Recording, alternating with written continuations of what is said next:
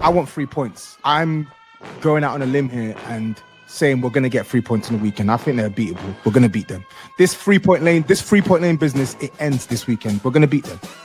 We are going to beat this football club for sure. Test. Spurs going to win. Test. Good. There is enough in this team to beat Chelsea today, right? A few moments later. No, fucking no, man. No, bro. Release the ball, bro. Ah! Yeah!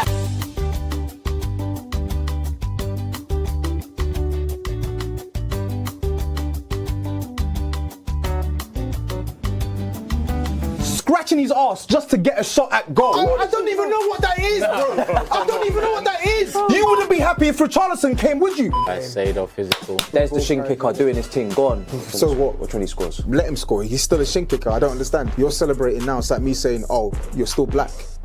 You're black. He's a shin kicker. You're still black. How do we get it? Thomas Frank, thrust yourself into my beckoning arse. Give me 4 out of 6 points against Chelsea and Arsenal over the next couple of weeks. And brother, Talk about how that goon SAEED spilled food all over his chair during his watch along. Big up to GRIZZ and his family. There you go. I know what that was. Yay! And you used to be a teacher. That was what you know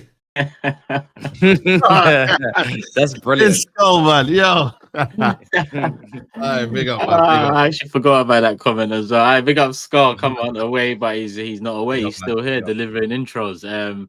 Big up the community. Skull's channel in the description below. Hopefully he gets active again. The plan is to get active again, but show him some love, and I'm sure that'll sway him somewhat. Big up Matisse, TOBS, GRIZZ, Steve, SAEED, all in the building, the community, all in the building. Apologies for being late. 3K here. Let's get to 1,000 likes nice and early. Quite a bit to discuss. Game week 10 out of the way. Sunderland just drawn to Everton as well. 1-1 at home. And they stay in the top 4 after that result. But yeah, we're here to talk about the big 6. So let's get into it. We all good? Yeah. Good man, yeah. yes. Good play, man. Yeah. Disgusting. What's wrong, Tobes? What's disgusting?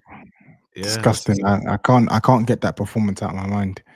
You know, like when you're young, you get BC. You know, anyone who's old school, you got BCGs when you're a kid, innit? And it leaves the scar on your arm. Yeah.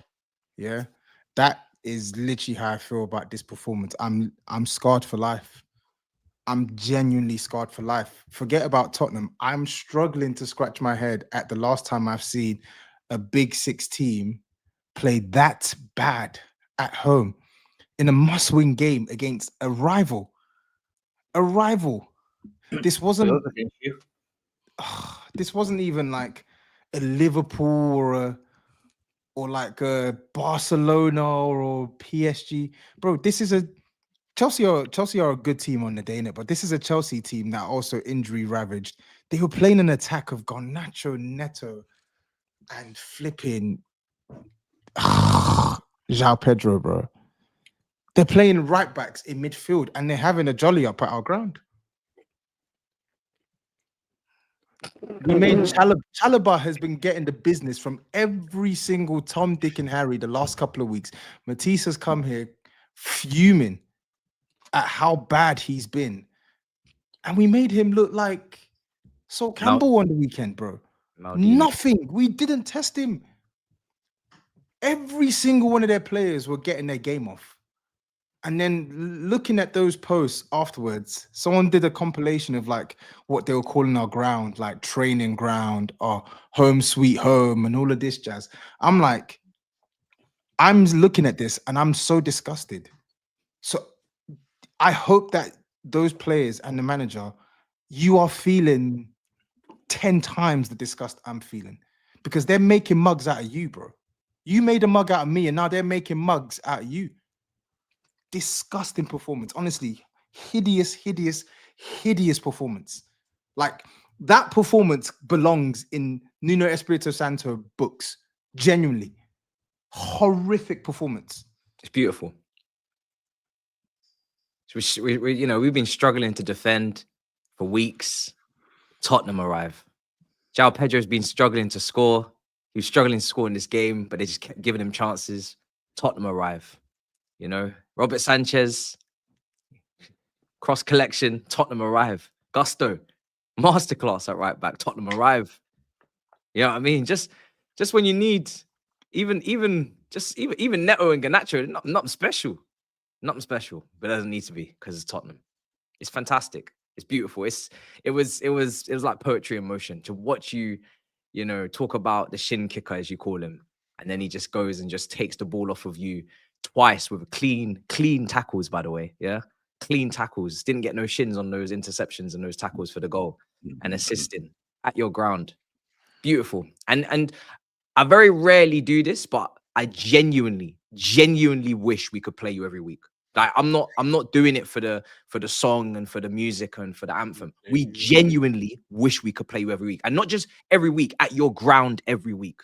Because if we played you at your ground every week, we would win this league. We would win the World Cup. We would win everything.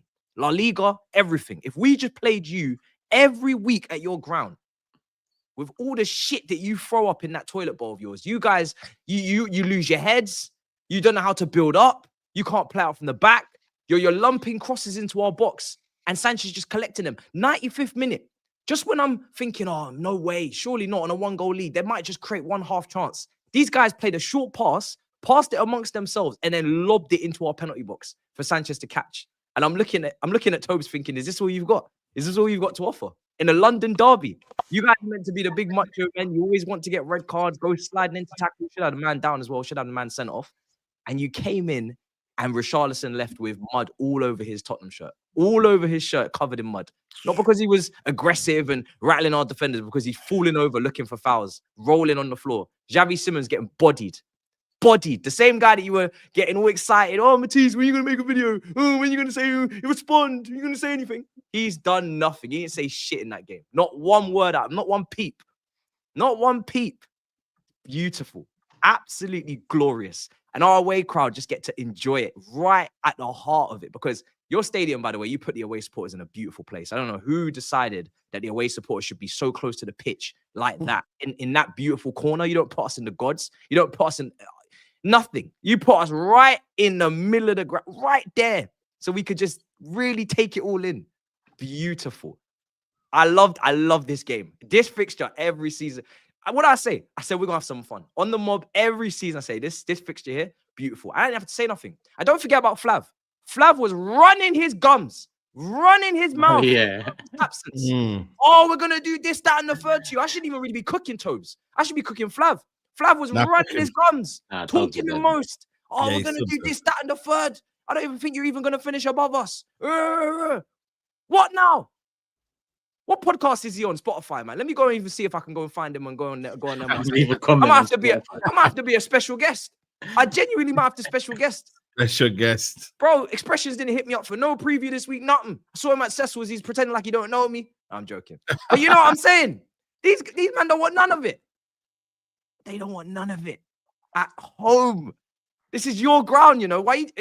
Everybody talks about we need an expansion. We needed a new stadium, Stamford Bridge. Bro, we already got our stadium. This is our home.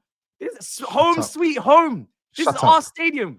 This is our stadium. These are our bartenders. This is our NFL pitch, our Formula One track, our skydiving. Everything is ours. We run this thing. This is our stadium, bro. We've won probably more London derbies at that stadium than you. We love it there, bro. So if you ever want a ground share or something while we're building and expanding, bro, we're more than happy to play at your ground. Because we'll make something out of it, man. Beautiful. Look at his face. This is what I live for right here. He's pissed. I love it.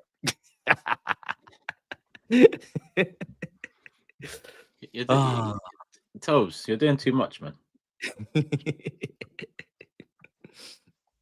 Let's be happy. Huh? He's just got to be happy, innit? I'm glad you've got a migraine.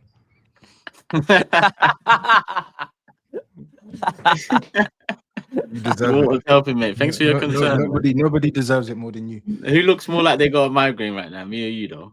Yeah, me, because my team is stressing me out. That's why I said you're doing too much. Things. I've got a migraine. I'm looking at you. It's getting worse. You need to cheer up. Like, not cheer up. I hope it gets worse. I hope it becomes unbearable. That's all right. I don't expect any better from you anyway. But you're doing too much, man. Relax. You're not. I am relaxed. So you said, why so glum in the face? Like, just listen to Matisse and Why wouldn't I be glum in the face if your team put in that shit show of a performance, 0.05 xg against your bitter rivals? How would you look?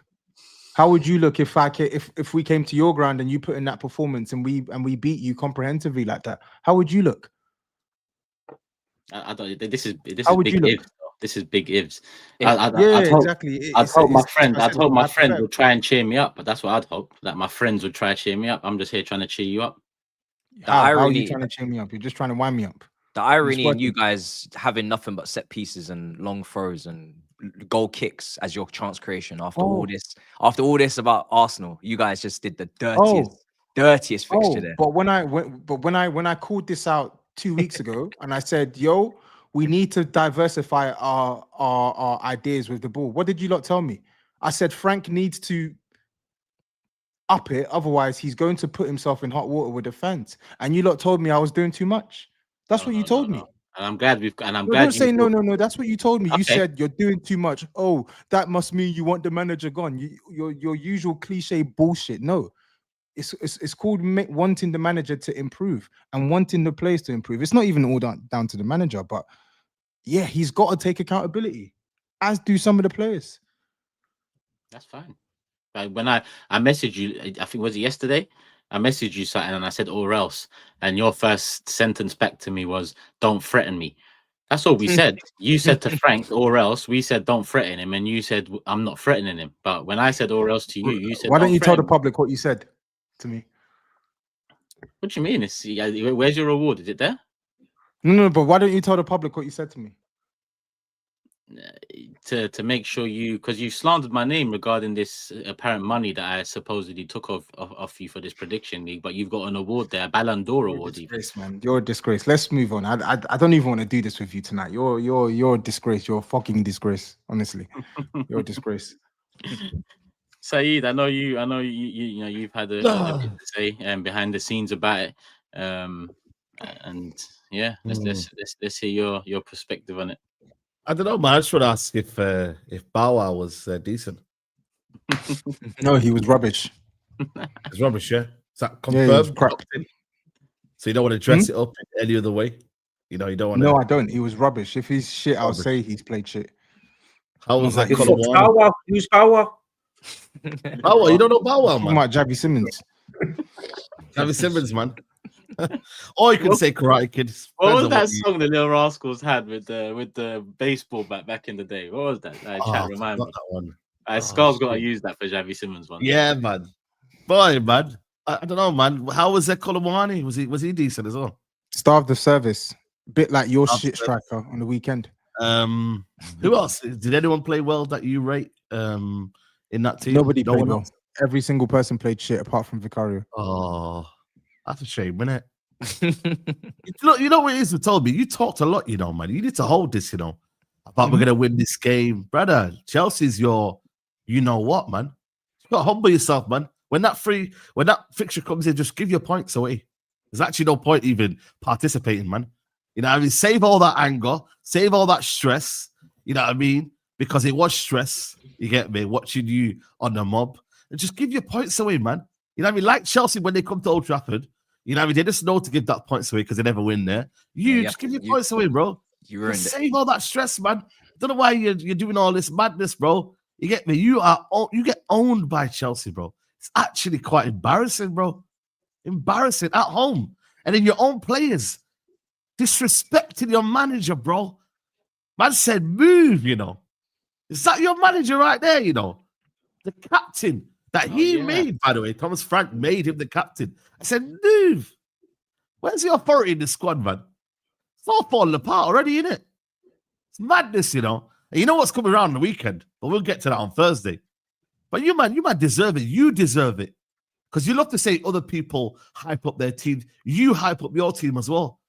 But because you do some fancy words and you dress it up with decent, you know what I mean? You don't get cooked on this show enough. So I'm going to hold you accountability. This year, you told me, you might be my number one enemy this year, you know? I mean, I might leave GRIZZ alone for a couple of weeks, you know? You know what I mean? While he figures himself out. And then so, Okay. I don't know why the war hat's out, by the way, Okay. but that's for another conversation. But yeah, man, you lot need to hold that, bro, man. You get me? At home, playing like some defensive, like, oh, come on, man. What are you doing, bro? You're at home. Bro, 12 wins out of the last 14 in the Premier League against Tottenham. This is what, because I just had to check. I just had to check. Am I reading this right? 12 wins out of the last 14. And by the way, this is a period where Chelsea are probably at their worst in their recent times. We're talking mid-table. And what are we? 12th place. Are we amazing in this period? Well, I don't know. You got a good team, haven't you? You got good players.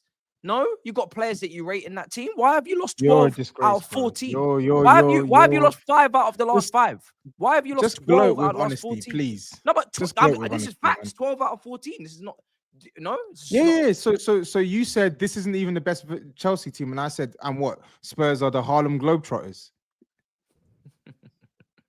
You don't like your players now. You don't like them. I'm not talking about our players right now. I don't like some of our players right now, but this is probably the best. This is probably the best squad we've had in about 2-3 years. And what does that tell you? What does that tell you? Boy. And Chelsea, I don't want to hear this idea of like, yo, you lot were bad. I get it, yeah, but Chelsea made you look bad as well. You get me? Oh, you've come off your knees, yeah. First side. No, I'm just letting you know. Because I don't like this idea of we're just poor and everyone feels sorry for us, man. You got dealt with, man. You get me? You got dealt with. You said we didn't get dealt with. I'm just letting you know, bro. I'm repeating it for you. Yeah, but where did you hear me say? Where did you hear me say we didn't? I'm repeating it for you, bro. That's fine. Okay, no problem. I'm not having this. Oh, you know what I mean? Tell us all our problems, brother. You're getting cooked. You get me? This year is not the feel sorry for Tottenham era. I don't want to hear it. They've got a trophy now. They brag about that trophy. You know what I mean? They talk about, we've had a parade and all that. You know what I mean? You're now part of the big boys now, yeah? You got your European trophy, and you're going to be dealt with like a big club now. So there ain't no feeling sorry for Tottenham anymore. You get me? Spent money. These not spent money, guys, man. They go on like they don't spend money. They have spent money. These big players, bro, turn up. Xavi Simons and Kudus, how much are they, guys? It's a lot of money. And I don't hear the energy for these lot. So you lot buckle up your ideas, man, and start. What energy do you want? What energy do you want to direct to Kudus? What, he needs to do something, because at the end of the day, him as well, yeah. Even though I rate him, he's the idea, yeah. This brother here, let me tell you something about Kudus. Here we go. He acts busy, but he isn't really doing anything. He'll do the little step over, maybe a little turn, drive with the ball, but he's a definition of acting busy, bro. Kudus, bro, we're on to you as well, Don't think you can get away with it. Xavi Simons. What's his GA? What's his GA, Saeed? Wallahi, I don't even want to know. Because is it a mad one? Matisse? I don't know. I could check. It's probably better than Cunha's. Listen, you'll get to that section. Cunha, I don't mind getting cooked about that. But Kudus as well. Yes, you do. What do you mean you don't mind getting cooked? You were arguing with me on Thursday, and then you were arguing with me on Twitter. We will get to it, but I'm just letting you know. Hold on a minute. I'm letting you know, Kudus, yeah? Even though, you get me, I do rate Kudus, so I'm not going to flip-flop on him. But, brother, you know what I mean? I need to see more from you as well. I need to see more from him. Xavi Simons, he's on a different corner there. He needs to, I don't know what he doesn't look like he's ready for the Premier League. Banter aside, yeah? Physically, he's getting outdone all the time, bro. But he just few little pretty moments ain't gonna work it for him. He needs to toughen up, bro, and realize this ain't the Bundesliga. It's the Premier League right now. You get me? Because there is talent there. You can see he's got a technical level, but brother, you're weak, bro. You're very, very weak, man. So yeah, listen, Chelsea deserved it. Man, like meow, brother, you need to score, bro. You get me? Man, like kittens. I'm sorry, Matisse, but you need to deal with that. Pedro needs to score. Fair play to Vicario. He kept the scoreline very respectable. Chelsea should have made that at least 3-0 minimum, Matisse. Bro, we should have been 3-0. Should have beaten them like 4-5, bro. Yeah, easily. He may be raging with the performance, but he's lucky the scoreline is respectable. When people look back on this in 5-10 years, Wikipedia, they don't really see nothing crazy. They'll just see a 1-0. Like you'll be able to move on. Really, it should have been a big one. It should have been a sorry. What do you mean I'll be able to move on? I wasn't even. What do meant you to mean reel- I'll be I'm able not- to move on? I wasn't even gonna reel you in with that one. Is that what it is? There's Alright. there's no reeling in. You're saying, oh, you're lucky it was 1-0. I couldn't give a shit if it was 1-0 or 5-0. The performance was crap. It should have been a 4-0 or 5-0. If anything, I would have preferred it to be 4-0 or 5-0. So it's etched into the memories of these players to know you can never play like that. Damn. You're still above both Chelsea and United at this Bro, moment in stop time, it, man. Tobbs. Please. I Have know you we're seen their still fixtures above coming them. up? Their fixtures coming up on mad though. Stop it. Who, Just me or Tatis? stop. No, them United and Arsenal the next few games. God. No, but who's he telling to stop, me or you? You just stop. What, hosting? No, just stop being you, bro. Just stop. Ah, And this is with injuries. No Delap, no Palmer. Just He's right. He's telling everyone to stop. I think I You're know a how it disgrace, goes. man. Honestly, like I swear to God, it's too easy. It's too easy. come for you on, lot man. right now. Hurry up It's and, too easy. hurry up and bite, man. Too easy. It's too easy. He's not internet ready. Okay. Telling you.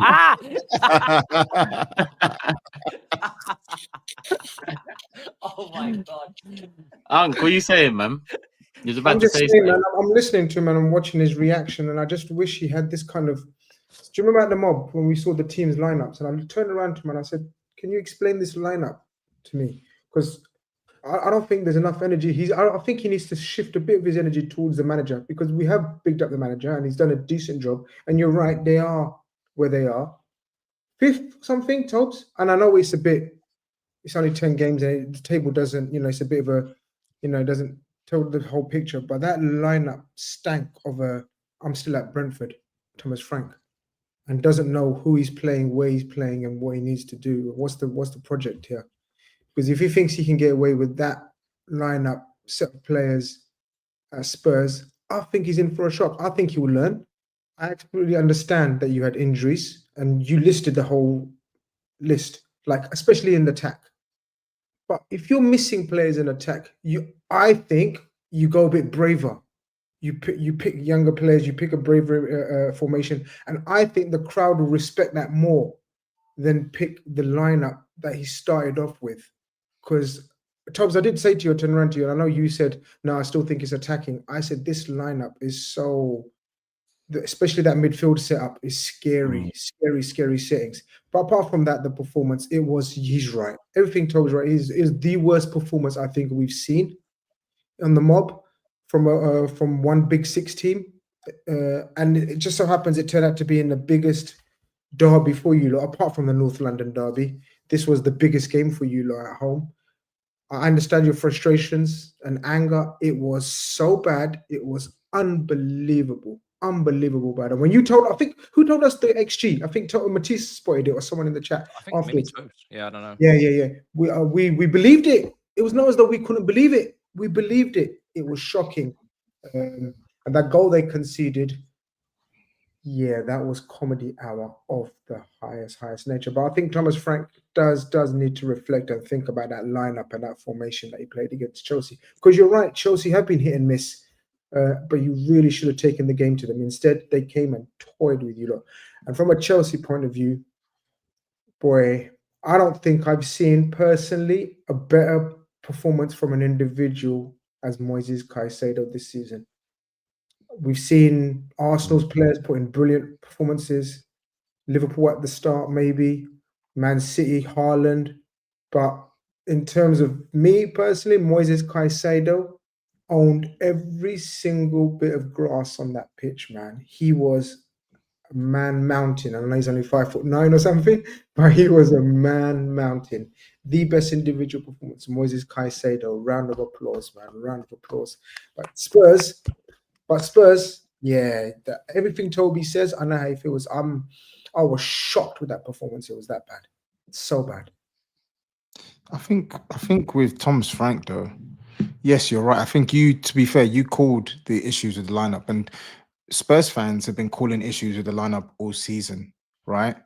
And this is what I was trying to tell you, man, 2-3 weeks ago. But it's beyond the lineup. The issue with Frank is beyond the lineup.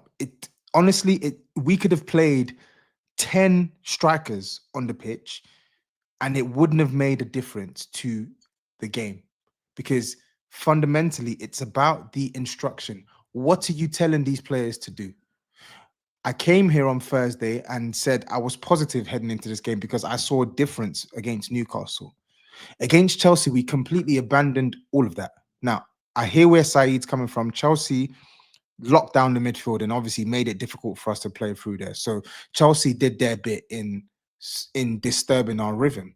But I did not see any bravery, any instruction, any drive to really play the ball in between the lines, play the ball with combinations, go at Chelsea in a different way beyond just shuffling it from left to right, playing around their block, giving it to Pedro Porro, and him just spamming the ball into nowhere. How many times did we see that in that game? How many times have I seen that with Spurs this season? We don't have any ideas whatsoever when it comes to keeping possession. We don't have any clue.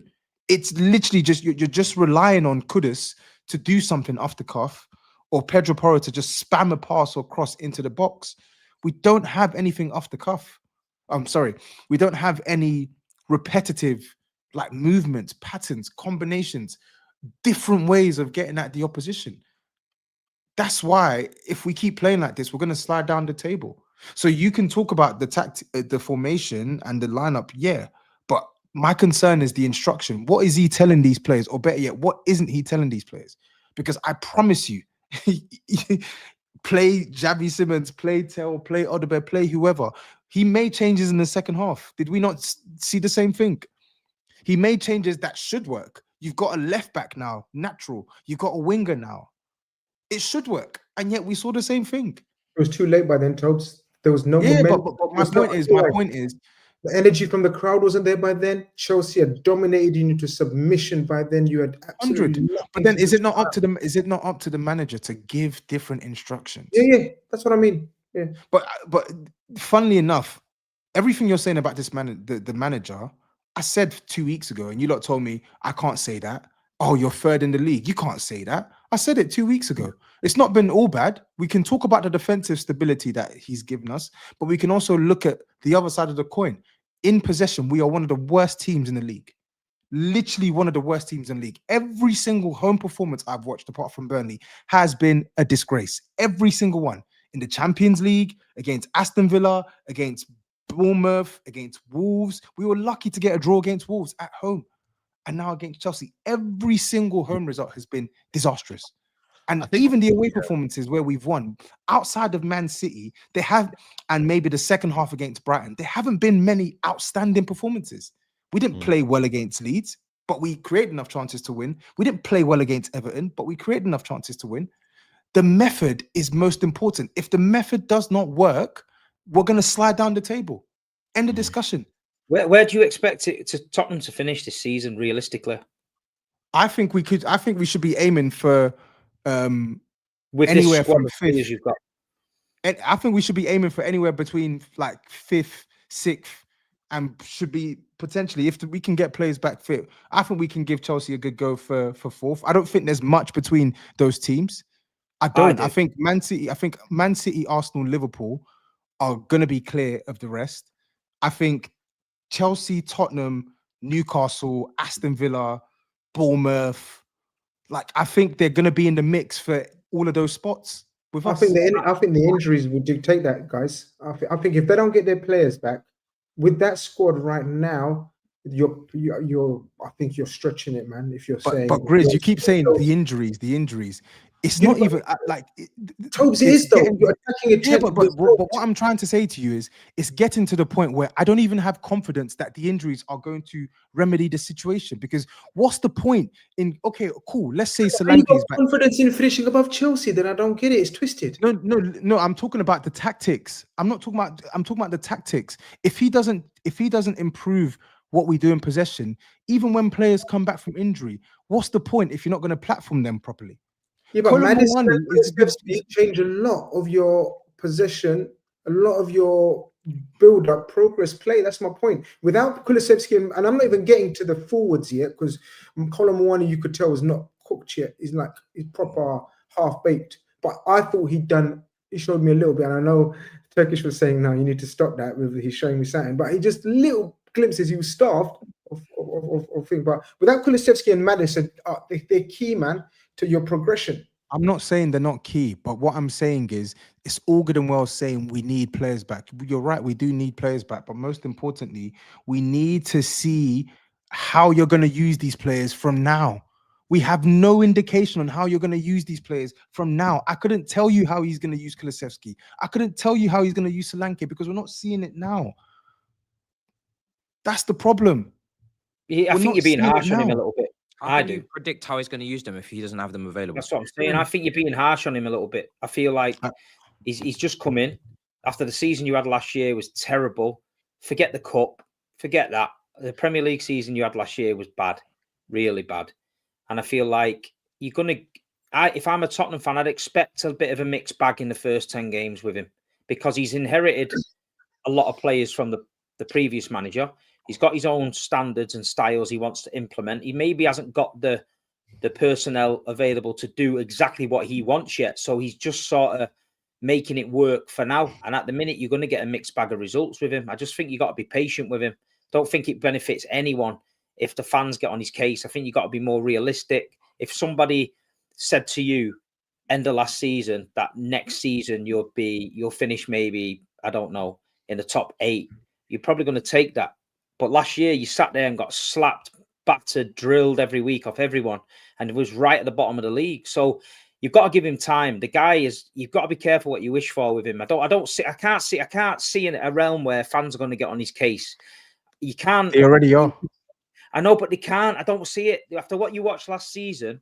You've got to give him time. He's got to be able to. Can I say something, please? Squad, and then you can say, yeah, we gave you the tools. And the style of play you're playing isn't there. He might want to do a system, but you can't force players to do a system that can't play that system. So he's got to have another couple of transfer windows for me. Listen, as I said, for me, it's not all down to Frank because in the end of the day, there were 11 players in that football pitch who played disastrously, and fundamentally, there are some players in this team who literally are a hindrance to how we want to build, like guys like Richarlison, Brennan Johnson, Bentancur, even Paulinho. Paulinho's been one of our best players this season, but he's not a passer. We knew that in the summer. We knew if you're buying this midfielder, you need to pair him against someone who's going to pass. So I'm not here sat saying Frank has got the perfect squad. Like, I can acknowledge that we've got gaps in our team, right? Especially with the injuries. But what I'm saying to you, Steve, is he was hired with a mandate, with a clear mandate to be adaptable.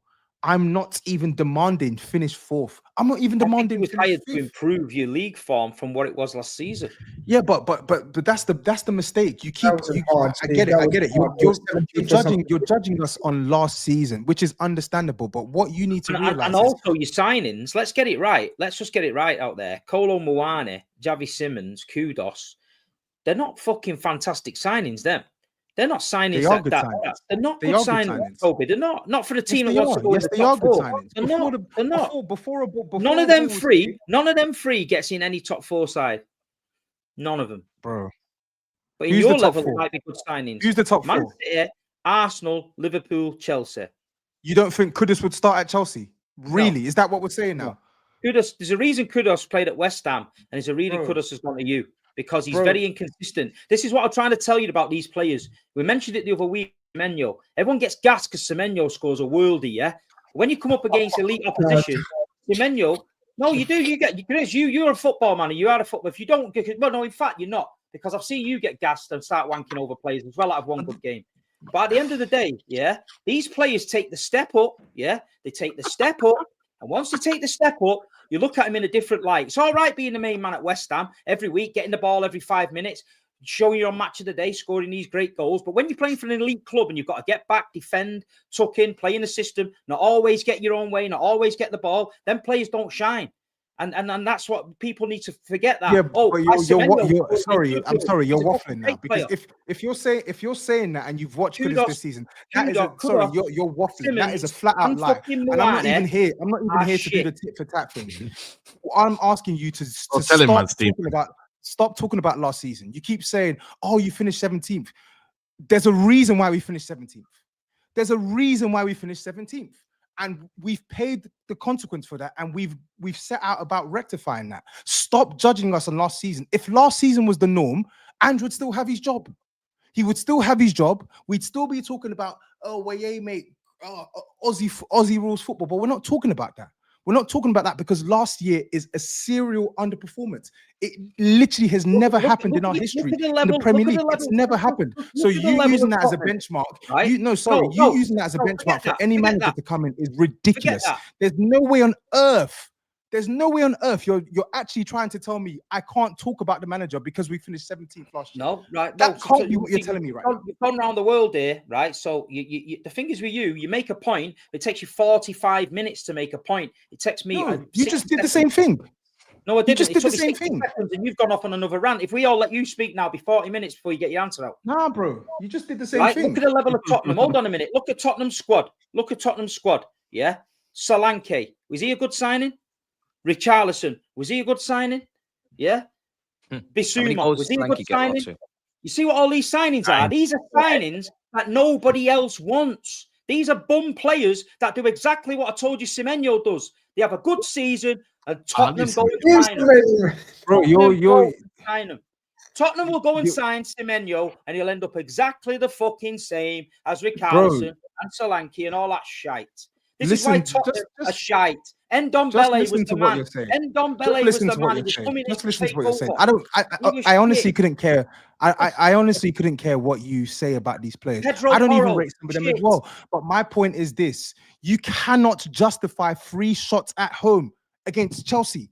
You cannot justify 5 shots at home against Bournemouth. You can't justify it. So you can tell me how shit all of these players are, but when I'm seeing teams with lesser quality playing better with the ball, your point just goes away. It literally disappears. Nobody's asking Frank to be Houdini. Nobody's asking Frank to go and even smack up these teams. We're literally asking for shots. Are you really telling me we need Messi, we need Ronaldinho, we need Neymar, Ousmane Dembele to generate more than 3 shots at home? But that's what you're telling me, then we're in serious problems. But your tone is like, even the other day, bro, your tone it isn't what it should be for where you are. I get the performance, it's right about that. I get the bro, you're 2 points off second, bro. I don't care. You're not listening to what I'm saying. I don't care if I'm 2 points off second. The method is what's most important. It's the same shit you're saying now. It's the same bullshit that they said with Conte and Nuno. Our eyes don't deceive us. The football is not good. We are not good in open play. If we continue to play like this, we're not going to beat teams. He's 12 games in. He's 12 games in. Yes, we are 9 games in or 10 games in. And I'm literally saying, Frank, thank you for the good defensive stability, but you need to get someone to coach us better in possession. If you don't do that, we're going to slide down the table. You should have signed better. There's no mistake about it. We've got Liverpool coming up in a few weeks. We've got Arsenal coming up in a few weeks. We got Man United next week. We got Champions League, bro. We're going to slide down the table if these performances continue. What are you even saying here? If we play the same way we did against Chelsea, against Man United, they're going to beat us. If we play the same way against you, you're going to smoke us. What the fuck are you lot talking about? Yeah, but what are you talking about? Though, you played Everton away and won. You played Man City away and won. It's what I said. It's a mixed bag of results. You're going to get that with a new manager and a new team. You can't just expect Thomas Frank to walk in, right, play this beautiful system that you and the Spurs fans expect him to play and march all the way at the Champions League and everything be happy ever after you finish 17th. Who's asking for that? Who has asked for that? That's what you're sounding like. No, it's not. I'm asking for free. Switch. I'm asking. You're all entertained and you go and finish 5th. What the hell are you talking about? Look at the quality of players in your team. Look at the quality of players in your team. You're going to come up against better teams and get slapped. You're going to come up against lesser teams and win. That's the problem. We're not coming up against. We're not getting slapped by better teams. Chelsea are better than you. You're not hearing. Wolves, they're the worst team in the league. They came to our ground and should have beaten us. What the fuck are you talking about? Chelsea are better than you. What are you talking about? The worst team in the league came to our ground and outplayed us with the ball. That can happen. You're Tottenham. Like, I'm not even trying to be disrespectful. Now explain it for Villarreal. You're Tottenham. Next. Go on. I'm just trying to since trying to make me out to be a since madman. since I'm not Pochettino, asking for Thomas Frank to win 10 out of 10 games. since I'm asking Pochettino, when to have you been more consistent? ideas in possession, so we avoid games like Chelsea where we're having 3 shots at home, 0.05 xg. That is the lowest xg that's been recorded, brother. In how many years? Maybe he's working on the defense Are you first. skunked? A man are telling me, oh, you're asking for too much. Are you crazy? He might be If we working on the played defense. like that against you at the Etihad, you would have wiped the floor with us. Stop shouting at him. Listen to him. He might be No, working I'm on not the shouting defense at first. him. He's I'm not- he telling him doesn't the listen. truth. You don't have many Because you games. men are hard of hearing. You don't have many No, days we're in hearing between you, bro. games to train as well. That's what you have to remember. You're in 4 comps. You got some injuries, right? You got a lot of This is injuries. the- You got listen, a light listen, this squad, is the job and there's that he and there's signed a up lack for. of yeah, it is. This But is you the need to job that he understand signed up he's for. used to I working. appreciate- He's I used to working appreciate with that he players all hasn't week got his long, full and he has. complement available. But unfortunately, brother, you are not giving us a reason to turn at the club. You're not giving us a reason to turn at the club because we're seeing these turgid performances. Yeah, Just but like you want a reason in exactly. 10 like is he the genie in a lamp or something? Like, would you? I don't get it, bro. Like, You know what? Let's move on. Let's move on. I didn't realize you need to be a genie in the lamp to muster up more than 3 shots at home. To please Tottenham fans, I think you do. I think 3 you shots do, at because home. I don't think You think That can happen in any game. That can you happen in might any be the game. you might be the hardest to please on the panel. And Let's move on, man. Let's move on. like, I Let's don't move get on. it. How can you act bougie and you're eating biscuits Let's your move whole on. life? Like, it doesn't Bro, make let's sense, move on, man. bro. Let's move on, Can't- please. Bro, please, they please. haven't been consistent since Please. Poch. Bro, Since he Poch. keeps on talking about last year's position. Where Frank has them now after 10 games is generally Tottenham's position on I average. didn't talk about You take- last year's position. Steve did. No, but you kept I don't give a shit about last year's dwelling on position. that. And my point is, there's no Tottenham are around where they should be. You're not Right. listening to what I'm saying. I have no issues with where we are. I have an issue with where we're going to be if we continue playing like this. What part of that are you not getting? Okay. I- So I'm so you're confused. preempting. Your What part of emotions that are are all you over not the gap. getting? Huh? What part of that are you not getting? There's I no didn't issue with where we are really- now. It's where we're He going to sees be the in future, man. He sees the 4, future. So 5, you know, 6 weeks' time. he's ahead of his Stop time. lying man. and pretending like man. what you're watching is sustainable. It's not. But I think you need to exercise some patience, genuinely. Let's I move do. on, man, please. And when you've never okay. That's Let's mad. move on. Even Unc's so shocked he said 3 words and he hasn't even started eating yet. So I don't know what's going on. But yeah, let's do mad. super chats. No, I generally very quickly just to end it. Look, I think patience. I know Matisse saying it with a bit of sinisterness in his voice, like to tell Toby patience, yeah. But you do. You look. Me personally, if I was a Spurs fan and I'd be on the big 6 right now and trying to defend it, I would literally try to bite my tongue and bite my lip, bite my tongue, whichever the phrase is. Wait until my injured players come back, and then have an assessment of how he's setting you up and how he's playing with you. Because yesterday we can call it a one-off because I haven't watched Spurs religiously this season, so I don't know how he's playing you lot. Because by the sounds of it, by the sounds of your tone, every game's a bit of a shit show in terms of build-up play and everything else, right? Yes. So okay, I get that. mate. I Literally get every game. But that's why I'm saying until he gets his players back, and then if he's still picking Bentancur, Palinia, Sarr, and who's the other guy that went off? He's picked Bergwijn. Bentancur, Palinia all season. What's going to change when Kulusevski's back? But I've just named 4. I've just named 4 in essence central midfielders.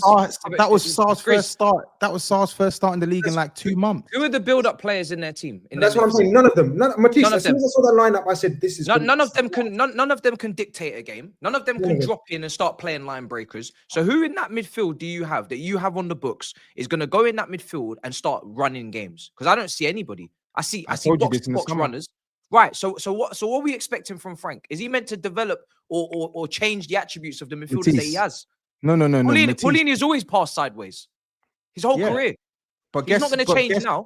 But guess who decided to greenlight that move and play Palinia in every single league game? We heard when he took the job. We heard when he took the job to not take a risk. This is his quote: "To not take a risk is a risk in itself." We know Tottenham Hotspur. The same reasons why I cuss Daniel Levy every season, and I'll end it on this, right? We wanted a ball playing midfielder. Man were telling me about Morgan Gibbs. Well, I couldn't give a shit about Morgan Gibbs. Well, I wanted a ball playing midfielder for a reason. We didn't get it. Cool. You have what you have. You need to coach a way where we can at least see these players attempting these passes. If they don't make it, they don't make it. Then we don't blame you. But we see the same thing every single week. Every week. Give it to Porro. Spam crosses, spam passes. Give it to Kudus.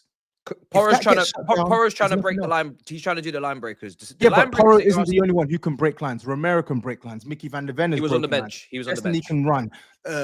Like we've got young wingers like Bergvall is there, Archie Gray is there. Like there's options to try. They're not perfect options, but But that's my try point, something Togs. You else. should have picked a more adventurous team with those players that you mentioned. If the if your first team attackers are out, okay, then pick the next batch. Don't not pick the next batch and instead pick 2 midfielders instead. That was my point only. The rest, whatever you say. When Gray's injured, Bergvall was concussed. When Simmons is this poor and this like he's not acclimatized, right? He's not acclimatized. Yeah. He still needs to get physical. That's your creative hub. That's your 10, Yeah. right? You're gonna lose a lot of chance creation, especially when you have a flat midfield. And, But and the thing Matisse, is that your wingers, he's not even getting the ball most games. because your midfield is flat.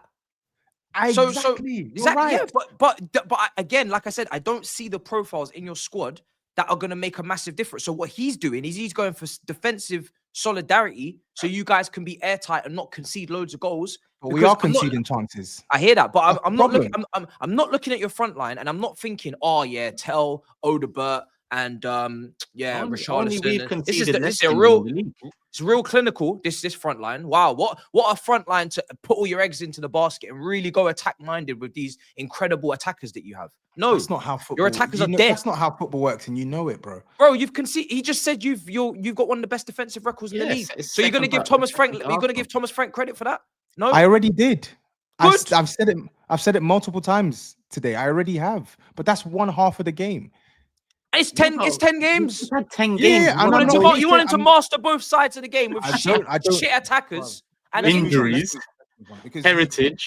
we're going round in circles. Let's move on, please. and you're clearly missing profiles, and you know it. Let's move on. Let's move on, please. We had to do super chats. Big up the community. There's quite a few in. Big up. Started way back with Mo saying Tobes, Marino isn't a good player, but Simmons played decent. Simmons underperformed everywhere. He's overrated. People need to forget his name because if it was Dave Simons, he'd be in the championship. Big up all. Hands up if your club had a decent weekend. Very good. Saab says, Tobes, on a scale from decent to football genius, how would you rate Simmons' performance against Chelsea? Shit. And Dennis says, if you still think Caicedo's a shin kicker near 2026, you're being purposefully silly. I don't care for the college boy analysis he'll use to defend his point. It's daft. Big up the gang. Big up GD. Come on. Tobes deserved this, says Hamza. The way he spoke about my team last Monday, just to follow it up with back-to-back losses, is soothing to my soul. Hold that, bald man. Do you know? Completely being ignored that Chelsea have had the most injuries in the league to key positions, missing out entire spine in the lap. Colwill Palmer, just wait. Let me see. Let me just get the Tottenham ones in whilst we're here. Scroll down. If there's any super chats on other teams, I'll get them in when it's time to get them in. Untitled said, Thomas the spanked engine. Was he just Keith Andrews Coleman? Aye, that's cold. That's a good start on the name. But if you get 8th, you could win the Conference League next year and add to your Euro glory. Jurassic says Simmons was out there looking like Jaden Smith in Karate Kid. Karav says Tobias chatting about his hot shit as if they play like winners every single game. Hello, the whole of last season. The last good game at that stadium was LA Rams versus Jaguars. That's from Juicinho. And Kelton says, no, nothing was more sweet than Tobes calling Chelsea shit on Thursday. And at minute 46 and 26 seconds of the game, man is saying, quote, I want to go home. Yeah, we nearly lost him, but he stayed. That was 3 minutes after he would have stayed extra than when he left the last derby that time on 43. 40, yeah, 44. Remember the claps we used Yeah, to the do? wobble around the 40s. He starts to wobble a bit. Yes, make or break. Giono says also obvious from the start to anyone that isn't a moron that Chelsea didn't want to spend big on Simmons, who would have been a backup to Palmer and Pedro. Mo says Daniel Levy wouldn't have stood for this. Bring him back. BBL for Spurs. Bring back Levy. Oh my. Who is it now? Vinay? Let me not even get into that another day. Julian says falling upwards is what they said about signing Xavi after getting beat up over and over by the Gunners in the window. Don't worry, Tottenham. There's always next pre-season. Blaze, hope you're good. It's one thing losing to Chelsea, but for TOBS' agenda, Chelsea players to all turn up on his head top, Caicedo, Chalobah, etc., and inflict that record XG is the real dopamine.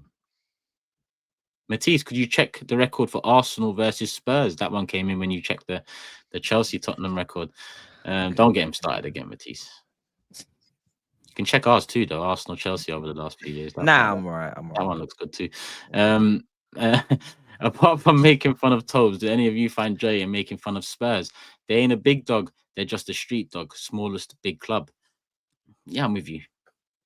I'm with you. I'm fully with you. Matthias says Spurs versus Chelsea is that one match where a chicken thinks it can fly. It doesn't. It can't. Spurs were always and will continue to be banter material for the big boys. You gonna reply to any of these TOBS? Or are you just gonna one win in the last 9 for Tottenham against Arsenal? One win in the okay. That's good. That's nice. Dr. D. No. Don't know, that name started a bit fishy. We're just gonna say Doctor. TOBS, if this is Enzo, Bruno, Trent, Foden, Odegaard, Nunes, big signings, big name players that are playing like your players, you will say all sorts. Calmer. Yeah. Just watch the mob, honestly. John Wayne says in an alternate universe, Rice never left Chelsea and Matisse is calling him the best centre mid in the league. Do you know what? I always say when it's close, you back your own player. I have no problem with that. But just don't expect me to back anyone but my own when he's that good. That's all I'm saying. James says Spurs should change their stadium name to the Bonnie Blue Bang Bus. A group of people coming in for a fun time, then getting rewarded at the end. DJ TK says last frontier for Caicedo is consistency. That's what makes the top players world class. I agree. Kevin says Simon has no excuse. The guy comes from a European league and is useless. Estevao only just arrived from Brazil and has done more in 10 minutes than Simon. Shocking. Matty says TOBS and Matisse, after that Tottenham performance, would any Tottenham players start for Chelsea now? Also, Saeed, I don't know what you're on about Iraola looking Mexican. Yeah, big up Matty G. Yeah, there's some Tottenham players that will start for us right now. Could you call him, what do you mean Mexican? I say he looks Mexican. That's all I was saying. On your stream. Yeah, I know what along, yeah. Des says Chelsea definitely above those bum teams you mentioned. Chelsea just have severe, and I mean severe, bozo genes, head loss, whatever. But the advanced data is miles better. They're basically on par with Man City. Matt says Ange wins Spurs' first trophy in years and they want him out because of the league form. Now Frank is top 4 and they're turning on him. One Europa has fans thinking Spurs can play good ball and win things. Oh, I thought you were going to say something. Sorry. The doctor says to have audacity to act like Pedro is meaty because he don't take shots and scores like Kane when he has Kolo Muani in his ranks. I don't get Spurs. The super chats are testing his patience tonight. Bradley says, Matisse, if you could bring back any free pass Chelsea midfielders from any era, would Caicedo still start for you right now? Definitely not. Boy, so you're bringing back Lampard, Kante, and maybe Makalele. I would say I love Essien, but he was very injury prone. Essien clears. No, that's what I'm saying. Essien's quality, but he's very injury prone. So no, Essien was world class, elite. Okay, you're gonna argue with me about this as well. Okay, no problem. No, elite. Get it right. I know it was before your time. But sorry, I didn't know that. My bad. You I didn't. just said he was I'm injured. just correcting you. Clearly deaf. You're I gonna can get. not say correct Robin or me. Duff, man, in this day and age of your wingers, man. If you add one of those world-class wingers to this team as He well. said. I think he He said said midfielders. midfielders. Said midfielders, not. Oh, I not beg your pardon. Yeah, midfielders, midfield. See, Unks, you're getting old now. You got to calm Yeah, down. but that counts as midfield. No, it doesn't. You play 3-5-2. Don't try it, bro. Just hold the L. It don't count. Big up Rishab. He says, Tobes, why do you shout so much without proper reasoning? Do your employers watch this behavior? And don't even get me started on the nose digging. Why do you waste your money sending super chats instead of putting your face on YouTube and talking and comment on football yourself? Nah, he's right on, man. This is long. Yusuf said Saeed lack of self-awareness is truly inspiring. And Chin May says, big up the panel from Australia. What does the panel think about Spurs being an average club if they remove TOBS from the equation? TOBS is staying, man. TOBS is staying, man. He's always TOBS. He's a part Don't of the team. mention my name. Yeah, He's more than just. Come on, bro. Even if Don't he's the I said, referee. don't mention my I name. want Saeed. you to do these ones. Remove him, man. Yeah. Come on, man. Family. Trust me. This one says, had this game ended 0-0, apart from Caicedo and Sanchez, we would have criticized ourselves. It was a mediocre performance from us. We just won, hence all the hype. John adds, Tobes, if Bayern came with a 30 million bailout package for Lil Shabby in January, what would you do? I wouldn't sell him. I'd give him a season, bro. He's talented. He's just playing like a scrub. Matt, he says, I'm sorry, Tobes, but if you actually listen to what others are saying and stopped waffling and interrupting them, then you wouldn't be so stressed. Thank you. I'll take your advice on board. Matt says, is it just that they didn't get Simmons the ball? I saw him doing tiki-taka with Van der Ven before the goal. He also lost the ball whenever he got it. Yeah, that's again. This is Toby. He was rubbish. It's different for his players. No, I don't. I said he was rubbish. What are you talking about? Yeah, but you said he didn't get the ball in the right areas. No, I've said in previous games he hasn't got the ball. I Oh. didn't talk about that game. Oh, Ken says, where's that Spurs fan from a couple of weeks back saying they would comfortably finish above Chelsea? Think he's feeling as confident now? Matisse mentioned him, Flav. We was actually meant to bring him back for this show tonight, but forgot about it. But we move, he'll be back. I'm sure of it. Cool. Actually, no, we got a few more. Philip says, since moving to their new stadium, Arsenal have only lost 7 more Premier League home games than Tottenham, despite being there 13 years longer. Matisse, can you speak on Rice genuinely a little bit? What do you think about him? We'll get onto Rice when we get onto the Arsenal bit, because I think Rice is one of 2 players that does, really deserve a little a mention. But you want to mention him now? nah, it's just the question. It's just damn. I was enjoying the run that I was on. Now you're gonna ask for now you're asking for fucking analysis. Trying to draw you out. The old Matisse, that's what he wants. Shan says, blue is the color. Football is the game. We're all together. Winning is our aim. So cheer us on through. So okay. He's got the whole chant in there. Big up. Is that the actual chant? Yeah. Or is that just like a remix? Yeah, he's good. He's good. Okay. Fair enough. He said he's good. He's good. Punctuation. Last one from JC saying, since the Champions League teams don't drop into Europa, there is no difference between Conference and Europa League. Calma, 17 was more real, or more the real level. 17th in the league. All right, cool. That's the super chats in. Yep, cool. Let's keep it moving. I believe that's all of them. Yep, let's keep it moving. In terms of the other results, I mean, we won away at Burnley. City beat Bournemouth. Liverpool beat Villa. United, you know what? It's not often we start with Tottenham, and it usually goes the other way. But let's go to United next, because United, Tottenham, and Chelsea all on the same points, all won the same amount of games, lost the same amount of games, drawn the same amount of games. Matisse, you not happy? What are you laughing at? Look at Toby's Tobes, light man. Tobes is Light one cooked. again. What is this? As soon as he finishes the Tottenham segment, his lights just done. Okay. He's got to change the batteries. He's around the 40th minute. He's so angry because he's just done. He's actually done with the whole shit. He's. I just want to go to bed. I'm done with this shit, bro. Bro. Yeah, man. 2 points dropped, didn't it? 2 points dropped, guys, man. Not gonna kind of making excuses. And we scored from, I don't know, I don't know if it was over the line, but it was contentious to say the least. And yeah, Casemiro got us up 1-0 up, but then the second half, I don't know what happened. 5 minutes of madness. Nottingham Forest came out, the blocks fast, and made it 2-1. And then we got a brilliant goal from Amad Diallo. But really and truly, I don't think we deserved the 3 points, even though obviously Murillo off the line. I thought it was a poor game, man. Front three didn't turn up. Defensively, we were very, very shaky. Forest were battling, man. It's one of them kind of games where you knew they're fighting for their lives at the bottom of the table. But still, we should be winning that game, man. I said it would be difficult. I did go for a win in the end. But yeah, man, we just didn't turn up, bro, and we didn't deserve anything from the game. And ultimately, Forest, they were fighting for their lives, battled through. We had a couple of chances. Bruno hit the post. But yeah, all in all, I can't lie, 2 points drop, man. You know what I mean? We've been on a roll. I've been enjoying these wins, man. I can't lie, man. It's been good, man. I mean, it's been crazy. But yeah, man, Forest just came in and said, "Yo, man, we got to stop the party, man." But yeah, I'm not gonna lie, I'm pissed off, man. Sesko poor, Cunha poor, Mbeumo poor. Most of the team, like I think Casemiro, maybe Bruno, the exception of having a decent game. Rest of them were poor, man.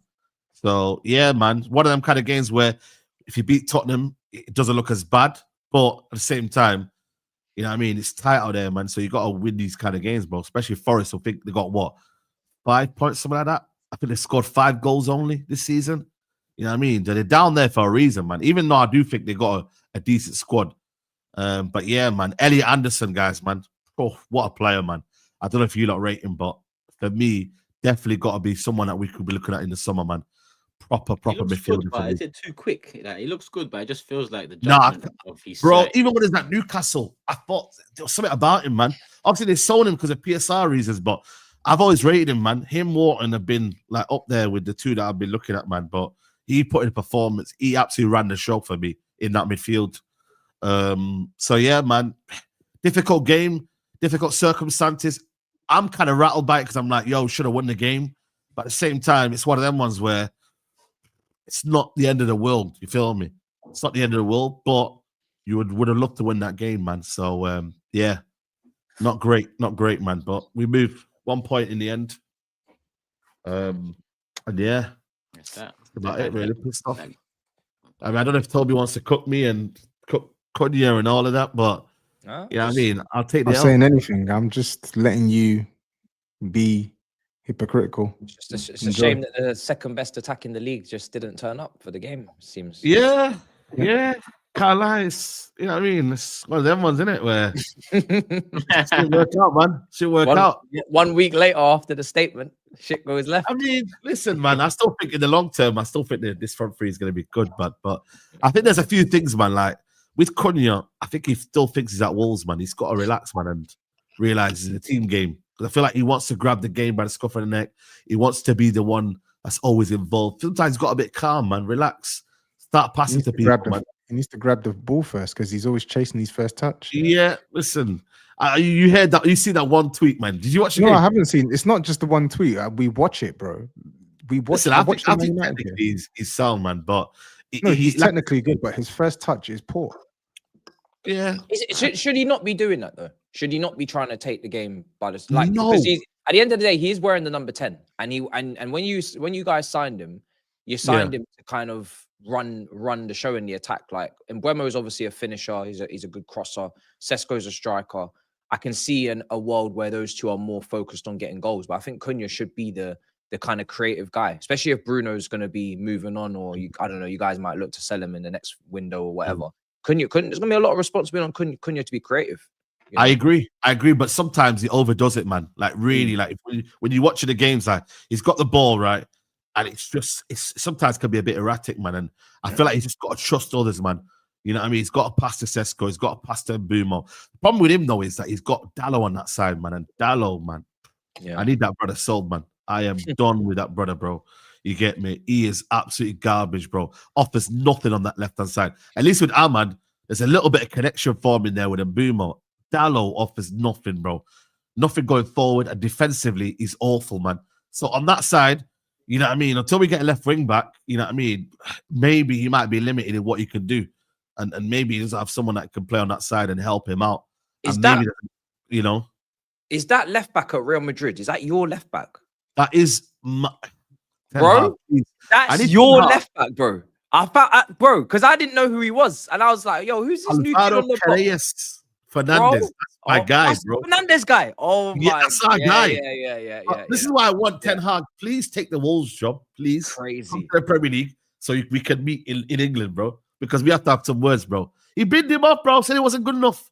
You know what I mean? And he's playing for Real Madrid. You see the goal, by the way? You see that goal? I saw the goal. Yeah. Right now, man. I said, when you say guy, he's sold, isn't it? He's like he's gone. Yeah, now, man. We sold him to Benfica. Sold and then him to Real Benfica. Madrid decided, yo, we're gonna collect our boy. He did come from Real Madrid.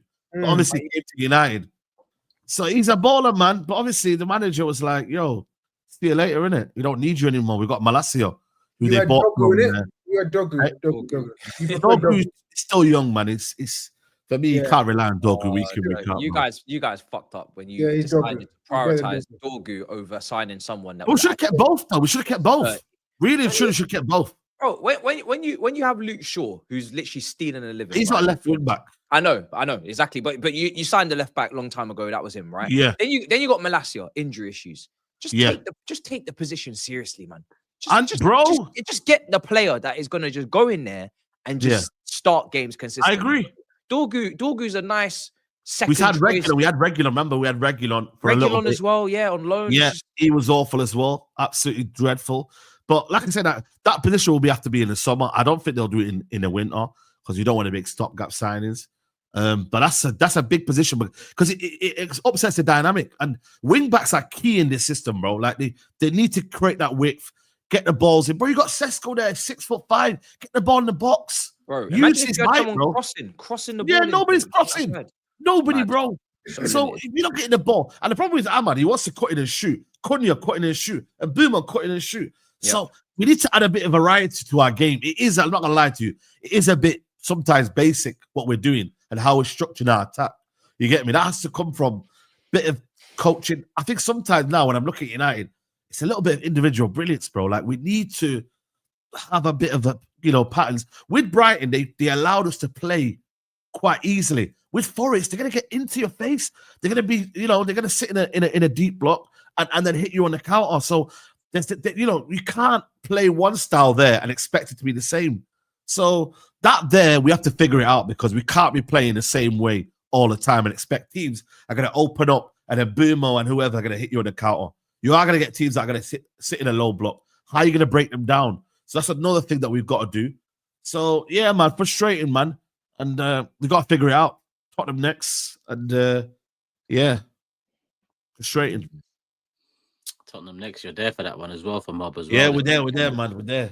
See TOBS tears in 4K. We'll talk about that on Thursday's show. Well, where is that? Oh yeah, you're away. Yeah, that's why you're not there. Okay. Yeah, away. All right, SAEED started already. You confident about that as well, TOBS, or too early to think about it?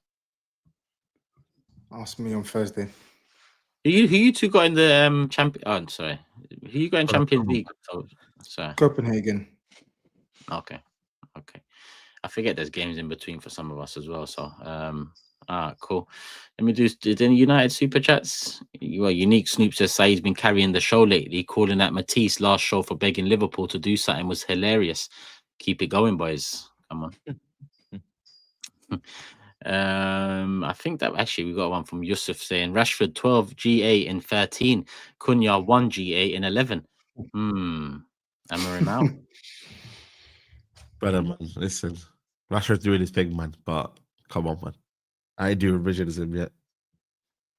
Yeah, he's where he should be, man. There's no. He's where he should be, man. And credit to Hansi Flick for helping him, settle in and whatnot. But fair play to him. Delta says SAEED got depressed by the draw and went live on his OnlyFans by mistake. I was gonna say hold that, but it looks like what the hell? What is going on? Oh shit! No, man, no. It's a crazy one, man. But yeah, it's it's getting crazier. All right, crazy. Cool. Kyle, last one on United, said, I know I'm evil because I was kind of hoping United beat Forest. Then that 5th game, they conceded a last-minute equalizer, so United Strand would be crying. I'm not going to lie. Oh, yeah, that guy, the trim continues to grow. He's probably going to be there all season. All right, that's it. Let's keep it moving. Everyone else, I mean, it's the title. What'd you say, Grizz? No, I'm just Toby's going mad, innit? Well, what's The this? sentence was structured quite like it was whatever. Lucky I didn't. Yeah, diabolical Saeedism says, "Quote: I can't believe it. We are currently second, only 6 points above Arsenal." I didn't say that. It was Faz. What the fuck? Oh, someone did say it though. Faz said it. I didn't say it. Cool. Tobes, The chat will back me up on that. It wasn't me. you regained composure, yeah. Bro, come I'm on, good, man. bro. I'm good. Well, the last 3 are the title challenges, the title race, if you call it that yet. All 3 wins. Liverpool bounced back, City bounced back as well, actually, but Liverpool bouncing back from much worse form. To be honest, on Arsenal's Burnley. Let's do Arsenal quickly because all I've really got to say on Arsenal is business as usual. Gyökeres first 45 minutes I want to mention because it was his best 45 minutes. Got the goal to open the game, was involved in the link up. Shame he went off and now he's injured as well. That's becoming a concern. Injuries are becoming a concern. As much as we've got depth right now as we speak, we've got no strikers. Jesus, Havertz and Gyökeres all injured, and when Marino come on, it kind of shows what we lose playing that type of a striker who comes in and condenses the midfield when we're trying to do something a bit different. But Gyökeres deserves a shout out for that first 45 because by far his best. He knitted everything together that we saw in moments across maybe the first 10 games. But yeah, he needs to continue it. Now he's out injured. Prague away. We should be all right. There's Sunderland away though this weekend. We need Gyökeres to be fit for that one, in my opinion. Set piece again, yeah, but I'll focus on Declan Rice now because it's a weekend of bold statements. So I'll say the same as Matisse. I expect him to back Caicedo. I'd back Rice. They're both world class, but yeah, Rice for me pips it. The set pieces, the final third. Output he has, in my opinion, pips it because centrally it's neither here nor there. I think they both have qualities that maybe pip each other centrally, depending on 6-8 how you deploy them. But I think Rice in the final third, he's lethal now. Them corners are lethal, the set pieces are lethal, and Gabriel obviously his partner in crime there. But yeah, apart from that, that's it. Second half died down.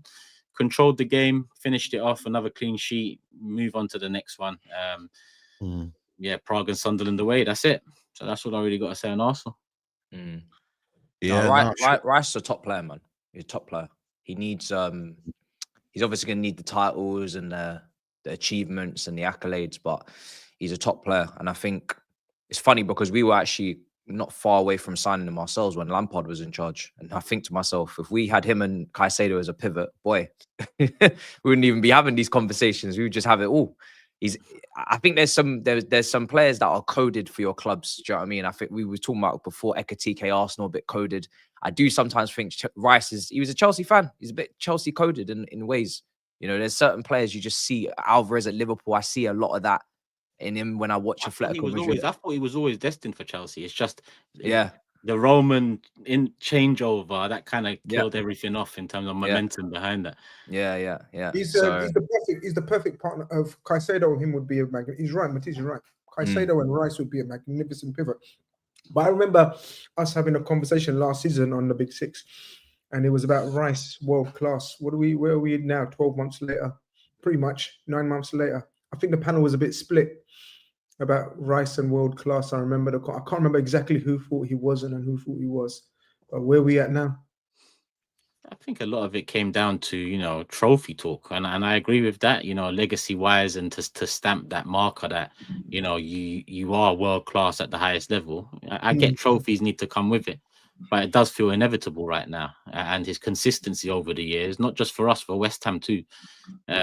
He's changed positions over those years too, came in a tough tackle in number 6. Now he's an 8 that can do a bit of both. And in the final third, he's making a difference. So I think in terms of everything else, bar the trophies, he's world class. If you define it by trophies, then okay, I don't expect you to say he's world class because he hasn't won any for us yet. But yeah, I just think him and Caicedo, yeah, that at the highest level, at full form, they're both world class. It just depends what you need, what you want, and how you deploy them. Just Anyone start else? after that. Rice, Yeah. anyone else? World class? Toby? Gabriel.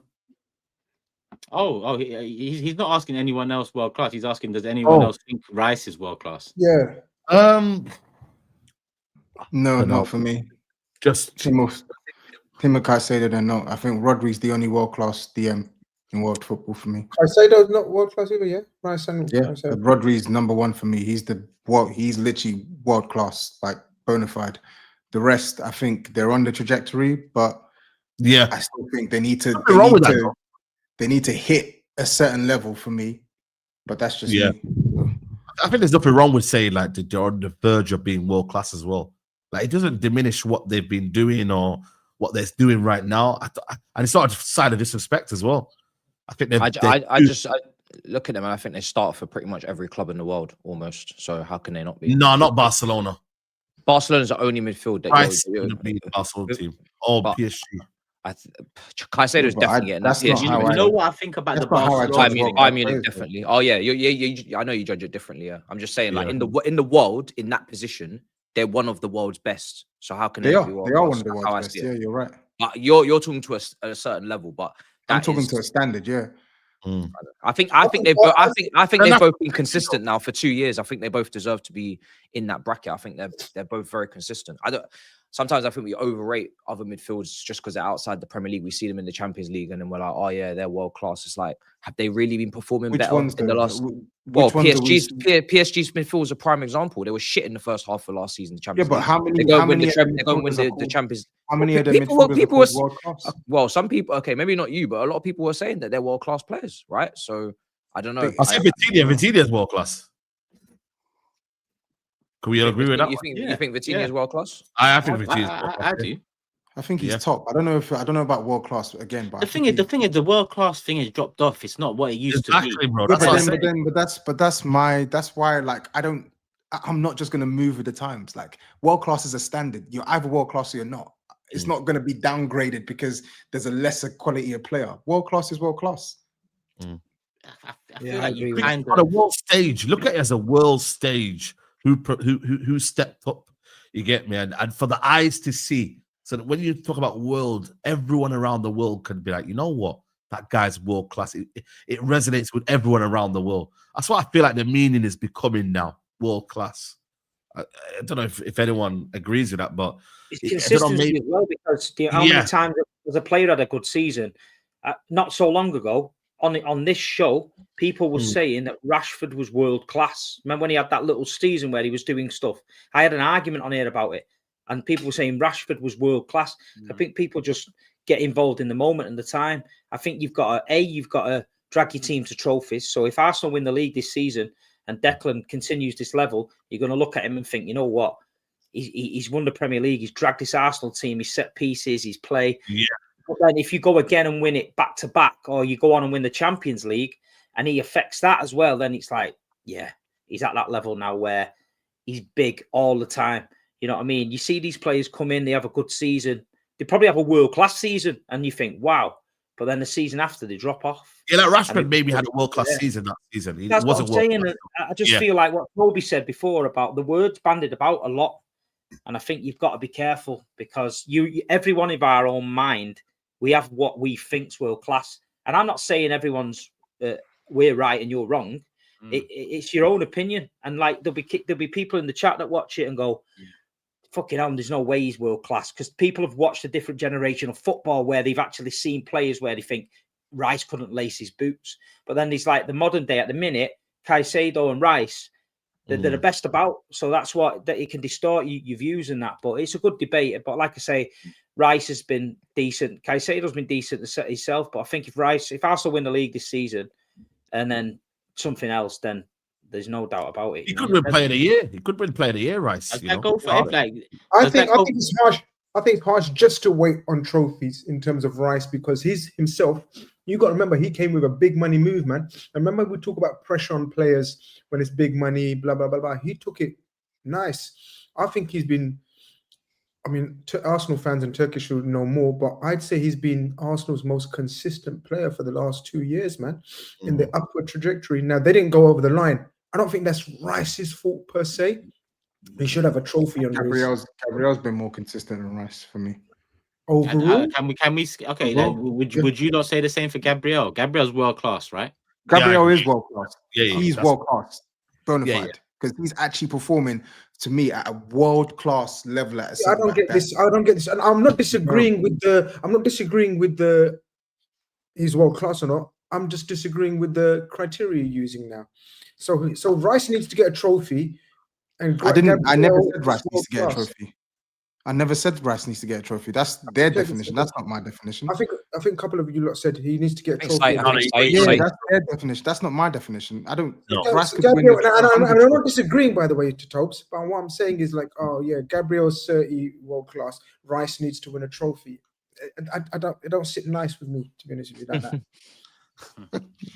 I think Rice is world class now. For England as well, his performances in the tournaments, Rice is shown to be world class. I think midfielders are a bit more complex than a defender, to be honest. And that's why I'm saying he's got to drag them to trophies. We've seen world-class midfielders drag teams to trophies. Defenders, they defend well. They do their job consistently. Arsenal defence is brilliant. Now he's chipping in with goals all the time. He's a problem, you know what I mean? So I get where people would say he's world-class, but what you expect from a midfielder is a lot more than what you expect from a defender. Do you know what I mean? Defender, they do the job. Midfielders, you want that you'd like Declan Rice against Real Madrid last year. He's popping up with them free kicks.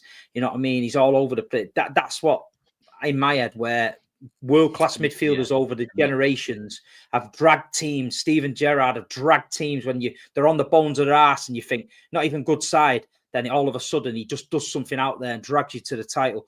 Rodri, the ball in the final of the Champions League. We couldn't get over the line. We lost against Chelsea. We got beat off Lyon and shit teams. And then it's just that moment when you need someone and he done it. You know what I mean? But listen, Arsenal got a great side. Like I say, if they can add trophies I think to Rice is doing all that. I think what you've described about dragging them over the line, getting things done, pretty much performing in every area of the field or every facet. I think Rice is up there in the metrics, man, with any midfielder in world football.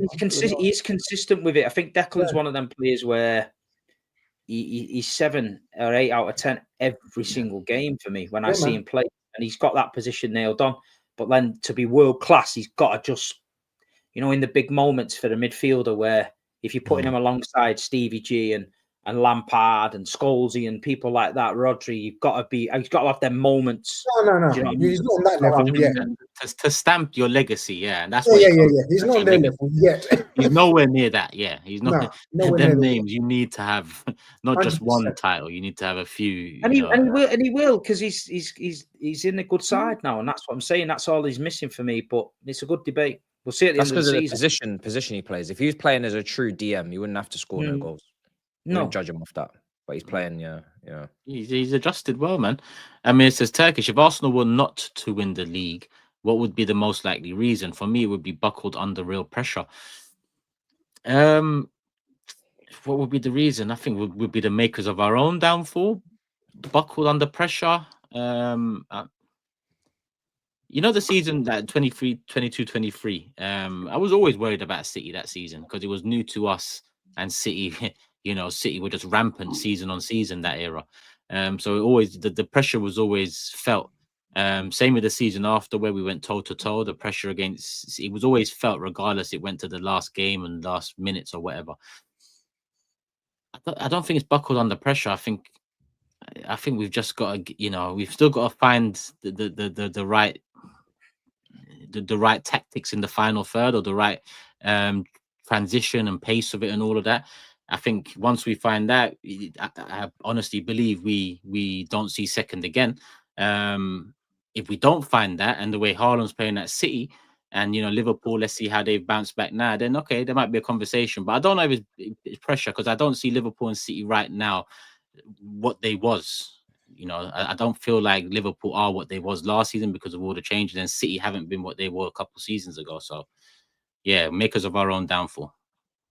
Stringer Belen says, Turkish, don't let any uncultured fool censor my name. Hashtag free Avon. We are top of the league. Also, Steve, cranium's looking shiny. Big up, Stringer. And yeah, free Avon. Matisse, would you rather Arsenal break Chelsea's goals conceded record and win the Prem, or Arsenal win the Champions League? Oh, man.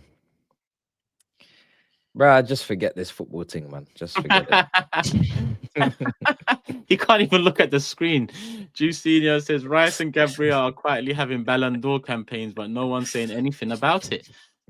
Oh, we just discussed Rice for one. But yeah, big up Elisa in the building. He says, Kane was bona fide world class without trophies. Rice and Caicedo start in almost every side in the world. Find me 5 midfielders in the top leagues with their numbers for the past 3 seasons. Yeah, Big Kane's up world Elisa. class, yeah. Hope you're good though, brother. I haven't talked to you in a little while. ODL says, world class is consistently being one of the best in your position. Kane Shearer didn't win trophies with Spurs and Newcastle, and they were still world class. And Gozion adds, it's early to label Rice and Caicedo as world class. Rice struggled with inconsistency in the first half of last season, and Caicedo had a similar pattern. I don't think inconsistency is a part of the game. No, you know, the best of the best have had periods and, you know, half a season of doubts here and there. But I get you. All Blue says certain individuals. They are. Sorry, I just wanted to say they are, but then if Rodri is the benchmark, look at Rodri before the injury. Rodri put in literally like 3 seasons straight of just ridiculous performances. I'm not just talking goals, ridiculous performances, bro. That's the level. Yeah, but with Rodri it's difficult because he's so like Rodri's he's different, you know. You're talking Messi levels of midfielder, man. Rodri is a phenomenon. But before Rodri, you had Fernandinho. Fernandinho, who was player of the last 5 years and say that's level. Rodri's level, I don't think will be surpassed. For example, you can't just say that's the level. And but I'm not just talking about Rodri. I literally said before Rodri, you had Fernandinho, who was literally playing out of his skin for like 3-4 years straight. You can't put Fernandinho. No, Fernandinho. Why can't I? And he was because he was being consistent, man. Fernandinho was great. I love Fernandinho. Fernandinho from Rodri and then not 2017 to 2020. Rice or Caicedo were having. Like Caicedo was brilliant at Brighton as well. Like just because he was at Brighton, that's why he got the £100 million move. Was an inferior team. Was Fernandinho better than Kante to you? Boy, it's close, you know, man. Fernandinho I think he was underrated. better technician. Yeah, I don't know if he was better. Very underrated. Here we go. Blue Moon, here we go. Look, City fans are like dissing Kante was just better. If you don't know what I think of Fernandinho, I'm not. Fernandinho, I can't lie, was cold. He was cold. Yeah, I'm not dissing Fernandinho. Fernandinho was a magnificent player. I'm saying from Toby to saying Rodri, who was basically 4 years the best midfielder in world football, hands down, to then say, and then Fernandinho as well. Yeah. That's why the fact that you guys were and ahhing over Kante and Fernandinho when you saw what Kante did for club and country. I think that just shows it for me. Just what trophies. What is that? Leicester. And Leicester. I think that for me just demonstrates what trophies can do. The fact that you even and ahhed there is just it's a genuine disgrace. Yeah, because I didn't get the question you were asking. Honestly, I might leave the show today. Genuine disgrace. You've actually genuinely rattled me. I can't believe I didn't get the question you were asking me. What do you mean I've rattled you? I don't understand. It was Kante and Fernandinho, man. It was a simple question. You don't get to get it. And I said Fernandinho was a better passer and shooter the ball, but Kante was better all round. That's what I said. Fernandinho I don't understand why he's so offended. 5 Premier League titles. He won 5 Premier League titles. I don't understand why he's so offended. You know what I mean? Wes Brown. How many titles did Wes Brown win, Steve? Trying to shoot. You know, you turn into. You're turning into Grizz years ago when he just shoot on. Answer the question, bro. Why are you like? I'm not sure. I was a Man United player. I just mentioned. Do you know when you said that? Toby hesitated. You know, you said Toby hesitated about Kante. The fact that you just mentioned Wes Brown in the same sentence as Fernandinho shows me that you're worried about Fernandinho. Yeah, that's crazy, All man. right, let me get the rest of the Arsenal related super chats and then we'll round it off with City Liverpool wins. All Blue says certain individuals, 3 in brackets on the panel, were saying Gundogan and Bernardo Silva were not world class players 3 years ago, winning a treble. Miss me with couscous. God, everyone is world class. Everyone is world class. Can you tell the You 3 get people? world class, Or you can get you world mention the class, 3 you get people, world please, class. that said they weren't? Big up Ryan. I hope you're good, my brother. Big up the panel as usual. And as we are on the Rice topic, Turkish, would you play Rice tomorrow, knowing if he picks up another yellow, he's ruled out of the next Champions League game versus Bayern? The injuries, you worried? I'm starting to get worried with injuries. I'm really hoping Gyökeres isn't out for too long. International break round the corner, and I know Odegaard, Havertz, Madueke should be returning North London derby time-ish. But yeah, I'm starting to get concerned about the injuries. On Rice, I would start him. Zubi's out tomorrow, so I wouldn't be going to Prague without Zubi and Rice. If he picks up a yellow, it's unfortunate, but yeah, we'd have Zubi back for the Bayern game, so that you know we could still find some sort of balance without Zubi and Rice. Midfield, Norgard, Marino in Prague. Yeah. I mean, yeah, I haven't checked Prague's form to know too much. Big up Elisa again. Please understand Arsenal's superpower is killing transitions. There is no one in the world better than Rice at this, plus goal contributions. Very big reason we don't concede chances. He's a beast. He's right about that, though. The transition stopping. Yeah, he's a beast. World class. I think that's it on us. Actually, no. Here's one from Gauzy Johnson. Half a season of inconsistency is a lot. Even Salah, Hazard, or De Bruyne were criticised for missing a few games. So caution with Rice and Caicedo is fair. Fair. And that is that for Arsenal. So we move on. Liverpool bounce back, City win. Bournemouth Villa.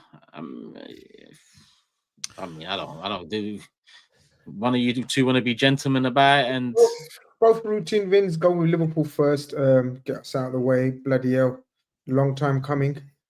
Tough game. Villa, good team. They started off slow, but they've been running into a bit of good form. Obviously beat City last week, so they were buoyant.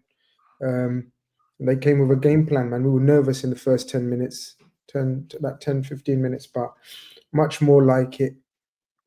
My God. I know McAllister, I've been on his case, but he needed a decent game. I didn't even, like people saying, oh, you suddenly went from shit to magnificent. No, I just wanted McAllister to have a decent game. Like, please don't shit the place out. And he had a decent game. And when McAllister plays well, you tend to find Liverpool play well. And yeah, the big players rose, man. Virgil was much more like himself, Konate, and Mohamed Salah. Mohamed Salah obviously ends up scoring a very simple goal, but his performance, he took Digne to the cleaners, man. His hold-up play, his link-up play, he looked strong again. He was lively, he was involved. Much needed, man, much needed. The pressure would have risen on the manager, his selections, individual players, but he went kind of back to basics, basically, pretty much last season's team, apart from Ekitike up front. Obviously, because there's no other striker from last season, but the rest of the team was from last season, and you could see the understanding and the chemistry was much better because these guys have played with each other for 2-3 seasons. And it also shows how the new players will need time because these players understood each other, whereas we've been watching Liverpool play like strangers for the last 4 or 5 weeks, pure strangers.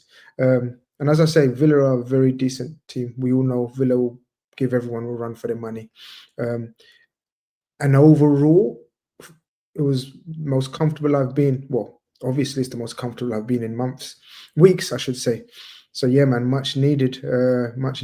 Turning point? No, not yet, because it was a total different type of game and different type of opponent. They actually tried to come at us, play from the back, this and that, which we love. So until we face another team that's going to bombard us with set pieces and long throws and everything else, I'm not going to sit here and say, yeah, we're back. Real Madrid tomorrow.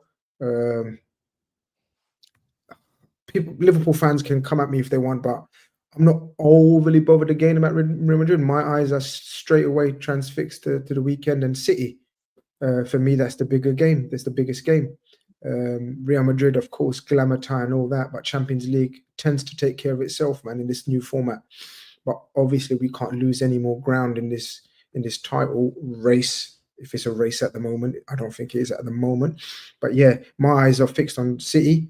I think it'll be a huge, huge game. Brilliant game. I'm looking forward to that. So yeah, I'm not saying turning point, but I'm saying much bloody needed, man. Much, much needed, and much more. I've got to shout out. You know, we have jokes and debates since ever he signed, and he's been the butt of a lot of your lot's jokes. But Szoboszlai this season has been a man possessed, man. Like in a season of so much inconsistency and shit from a lot of Liverpool players, this brother, yeah, if you lot still talking about him in a derogatory manner, then yeah, I'm with Matisse. Matisse, I'm following you out of the show. We're both handing in our resignations because Szoboszlai has been very, very consistent and very good. Again, he was the standout performer. But yeah, much needed. Not back, but boy, did we need that as a team, as a fan base, whatever. I did think they played into your hands, though. I can't lie, man. Aston Villa was so... I don't know what they were thinking, Martinez. Man. Oh my God. Martinez as well, like... Oh.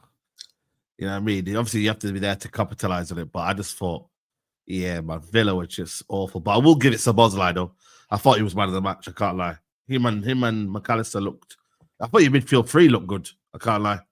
And yeah, Gravenberch is adding goals now as well to his game, which is so good to see. He's adding goals. He's adding assists. Much needed. Much needed. Thank God he was back, because we've missed Gravenberch, man, a lot. Like, he's got that lanky stride where he nicks balls. Just when you think the player's gone past him, he stretches out. He's got that, reach. So, yeah, man. But Szoboszlai, yeah. Villa did. That's why I said I'm not overly gassed. Villa did play into our hands, so I'm not overly gassed, but you still got to put them away. As I said, they're a very good team. They've beaten quite a lot of your teams in the last 12 months, 18 months. They're a very, very good team. That Morgan Rogers is some player, man. I see him again, man. That Morgan Rogers, he's a bloody good player. But yeah, no turning point, but much needed. You think you're going to stick with them fullbacks now, starting? Because I feel like your backline, you just need some consistency week in, week out. You're going to play the same defense now. Yeah, Bradley was always going to be... I always knew Bradley's going to be our number one. I know people were saying Frimpong, but I said it at the start of the season, as long as Bradley's fit, and that was, again, Bradley's best game of the season as well. He's finally showing some fitness. It's all about fitness with Bradley. I know some people doubt his quality. I don't personally. I think it's a fitness issue. When he's not fit, he can't get better. He's better defensively. Yeah, there's no doubt. Left back, shout out Robbo. But Kerkez is going to be the long-term left back. But shout out Robbo, came in and looked like he hasn't been away. But he can't play every 2-3 days, obviously, at his age now. It's not his game. But he came in and done that job. The interesting point, more so than the fullbacks, is what he does with the midfield. Because this was last season's midfield. So I don't know what he's going to do. Isak's out. Gakpo's our only left winger, and Salah at the moment. So he just doesn't seem to fancy Chiesa. It's weird.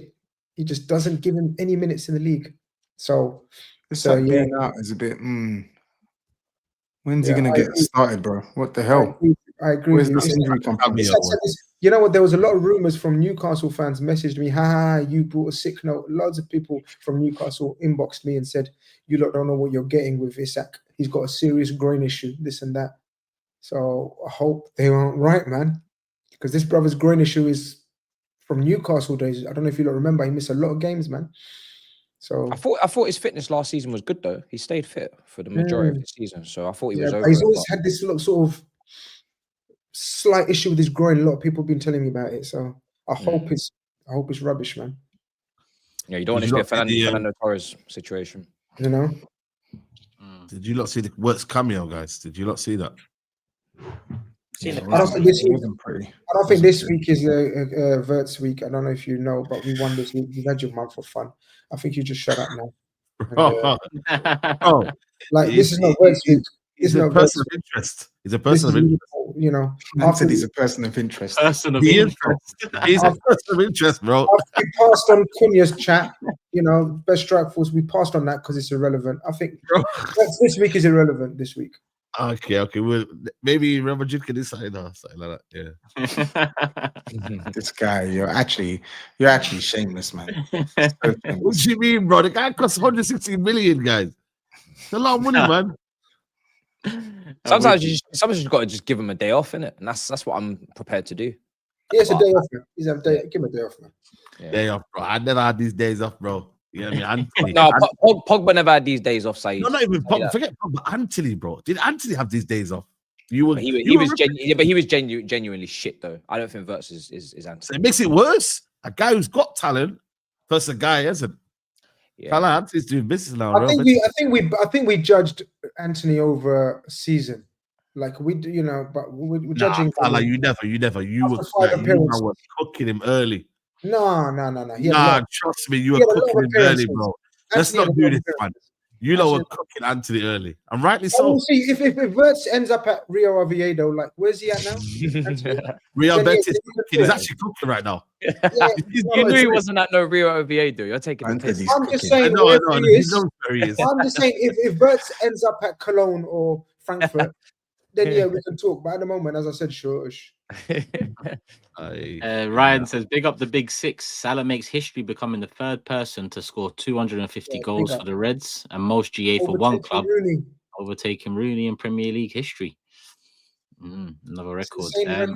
Insane records, man. The forgotten man again.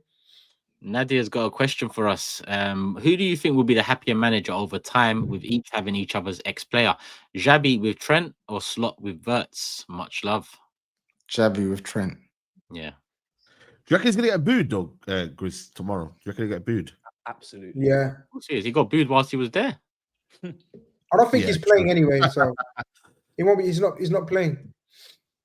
Yeah, it's a shame, isn't it? Because that was a nice storyline. But I don't think Xabi Alonso would even bring him on, because why would you bring him on to rile up the Liverpool crowd? Yeah, it might depend on the situation of the game. You never know. But all right, cool. That's it for that one. Still nearly 8K in the building, so hopefully we're nearly on 3,000 likes. If we're not, hit the like button. If we are, hit the like button. Make sure you're subscribed, hype the video after the video is processed, and show the individual channels some love.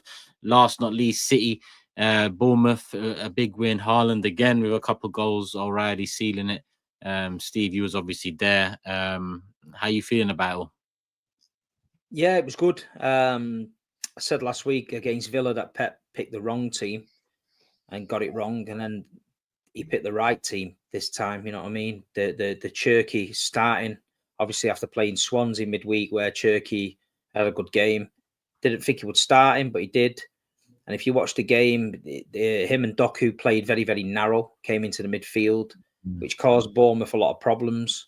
And like you said, it left a massive gap over the top, and you can't do that with Erling Haaland. You know what I mean? And at the minute, he's unbelievable. He's playing so well. You know what I mean? He should have had a hat-trick, to be fair. He went through one-on-one again and tried to dink the keeper.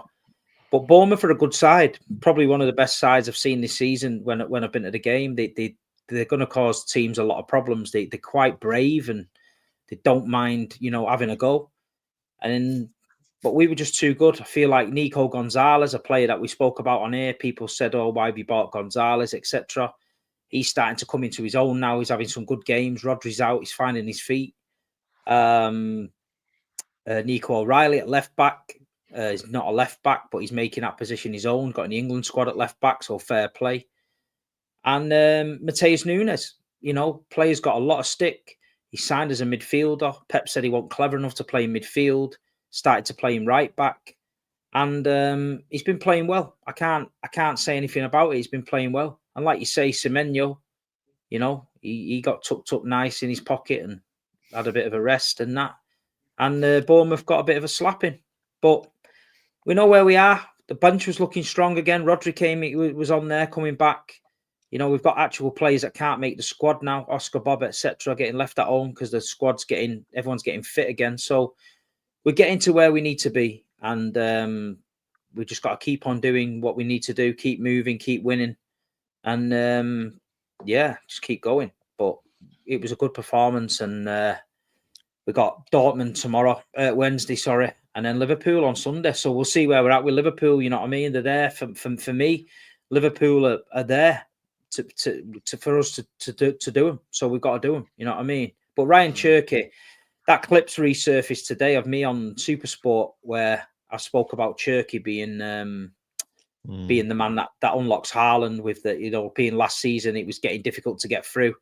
The one thing with Ryan Cherky is every time he gets the ball, his first thought is forward all the time. Sometimes he loses possession because he'll try a little daft flick or something. I've seen Pep going mad at him yesterday, but it's refreshing to see, like the header on the halfway line. If that falls to like Nico Gonzalez there, he's heading it back to someone, to be comfortable. He's not thinking of looping it over to Haaland to run onto. And like you say, his first touch, the technique. We know he's a great player. And I'm going to say something now. I don't believe he was injured. I heard on the grapevine, whether it's true or not, that he was overweight and he was told to lose weight and he had to lose weight. And if you look at him now, he's trim. From the beginning of the season against Wolves to now, he's lost a lot of weight. And Haaland sort of made a joke on a Snapchat saying I'm sat next to the fat Frenchman or something. So there might be legs in it, I don't know. That's what I heard off someone at the ground. But didn't Pep put on Calvin Phillips a few years ago? Yeah. So, apparently, he's very strict. He's very strict like that. He has a weight in his mind, which he should be. He's got. I think it's true. That's fair, though. I believe you. Very, very, very fair. Very. I believe you. And you know what? He's absolutely. He's a breath of. He's a maverick. He's a maverick footballer. Where I'm a little bit worried that Pep's gonna not know how to manage him correctly sometimes. I think at home he's got to start. At home he starts, but I think in big games away from home there'd be a chance where he won't pull his weight. Even yesterday, he was very lackadaisy. He gave the ball away right in front of Pep's dugout, and they sprayed it right over to Semenyo, which put us in a position. And Pep went mad because he hates that transition. If we lose the ball sloppy, he hates it. But at the minute he's working, and I think he deserves his place. It'd be interesting to see if they rest anyone for Dortmund tomorrow, Wednesday, because of Liverpool at weekend. We just got to keep going. We've got to keep going in the title race. We've got to keep the momentum going. Once we get momentum, City, and it starts rolling and rolling and rolling. It's the only problem is, Steve, is Pep's going to overthink it with the lineups because Aston Villa. You say Nico Ryan's been playing well, which I agree. Then he played Gavardio. He played Reinders as a lone six. So I think Pep's like, I'm not going to say he's going to mess you up because he's won you titles, but Pep, he can mess us up. He can. I think a lot of City fans know that. You know what you're going to get with Pep. Yeah. Honestly, I'm not just saying it. If he starts the lineup that started against Bournemouth against Villa, we win at Villa Park. Yeah, probably. We win at Villa Park. But he's Pep. He's just, that's the way he is. He's got mad things in his brain. But I knew we'd be all right once we got everybody back fit, and it looks refreshing now. You look at the bench, you've got Rodri on there, you've got Mamouche back. You know what I mean? You've got Savinho if you need a bit of something else to come on. We've got options where last season we didn't have options, and early in this season we will look very, very, devoid of ideas. But at the minute, I'm happy. We're winning. We're second. We're 6 points off Arsenal. We're exactly, that'll do me for now. Where we no Sharks yet. No. I think you know what happens with the Shark. The Sharks bask for most of the year out of the way. You know what I mean? And then they come round around April time, and that's when the trawlers start to get a bit scared and think, "What's this behind us here? This doesn't look good." And then we see then, Don't scare us. Turkish I was impressed with Turkish is writing that down. Turkey balled out, but and Haaland obviously did his thing. But I was actually impressed with Nico Gonzalez and Doku. I think Nico Gonzalez, I was a bit skeptical on him at the start of the season, but like the last couple of appearances I've caught of him, he's stepping it up on the ball and off the ball. So I think now you lot just got to give him an extended run in this team. Can't be chopping and changing him. He's got the bit between his teeth now. You just got to keep him going. And I actually really like Doku in this central sort of role as well. Yeah. I know you say that your wingers aren't consistent and Doku isn't consistent, but like the times where I watch Doku live, he's causing so much problems. Man United, Arsenal, and now I see him Bournemouth. Like he causes problems, bro. And he's actually finding the passes and the crosses as well. So I don't know, man. If you're looking at wingers to sell, if I was you, I'm not getting rid of Doku. Even if he's not a starter, you need that skill to just just dubs 2-3 man out of the game. It's invaluable, bro. chaos with him, Toby, though, because Pep likes control and he likes to be in control and dominate games with possession and stuff like that. What you get with Jeremy Doku is just a bundle of energy where he's like a speedboat with no driver. You don't know which way he's going to go. And a lot of time, you look at players like Adama Traore and St. Maximin at Newcastle, they were exactly the same. Sometimes they looked absolutely unstoppable. And then other times you think, where's he going? And that's what happens with Jeremy. But I do believe that when you've got Cherky brings the best out of Phil Foden. You see, yesterday it was like two ballers, street lads having a kick about. It was quick, fast football. Exactly what Foden needs is Cherky. And exactly what Haaland needs is a Cherky Foden behind him playing like that, because he knows he's going to get the chances. And at the minute, that big Viking guy, I mean, fucking, he's unbelievable. He's unbelievable. And no, he's probably sat here with a T-bone steak now, tomahawk steak, just fucking chilling in the ice bath, like on his YouTube channel. He's just fucking mad. But he's a joy to watch at the minute, and he's got to keep going, man. He's breaking all records, I'm telling you. He will. He's already broken a few. Let me get to City super chats in. Andre earlier said, can we get the Sharks out, Big Steve and Toby? And Toby, ask about Nico Gonzalez now. Go find another City player to question. Jazzy Jeff was right about you. I don't get it. Like, you're meant to rate players even though you haven't seen enough of them. I think Toby's criticism of Gonzalez was justified at the time because he wasn't. He looked very, very average. But what a lot of us knew was that watching him week in, week out was that he needed time.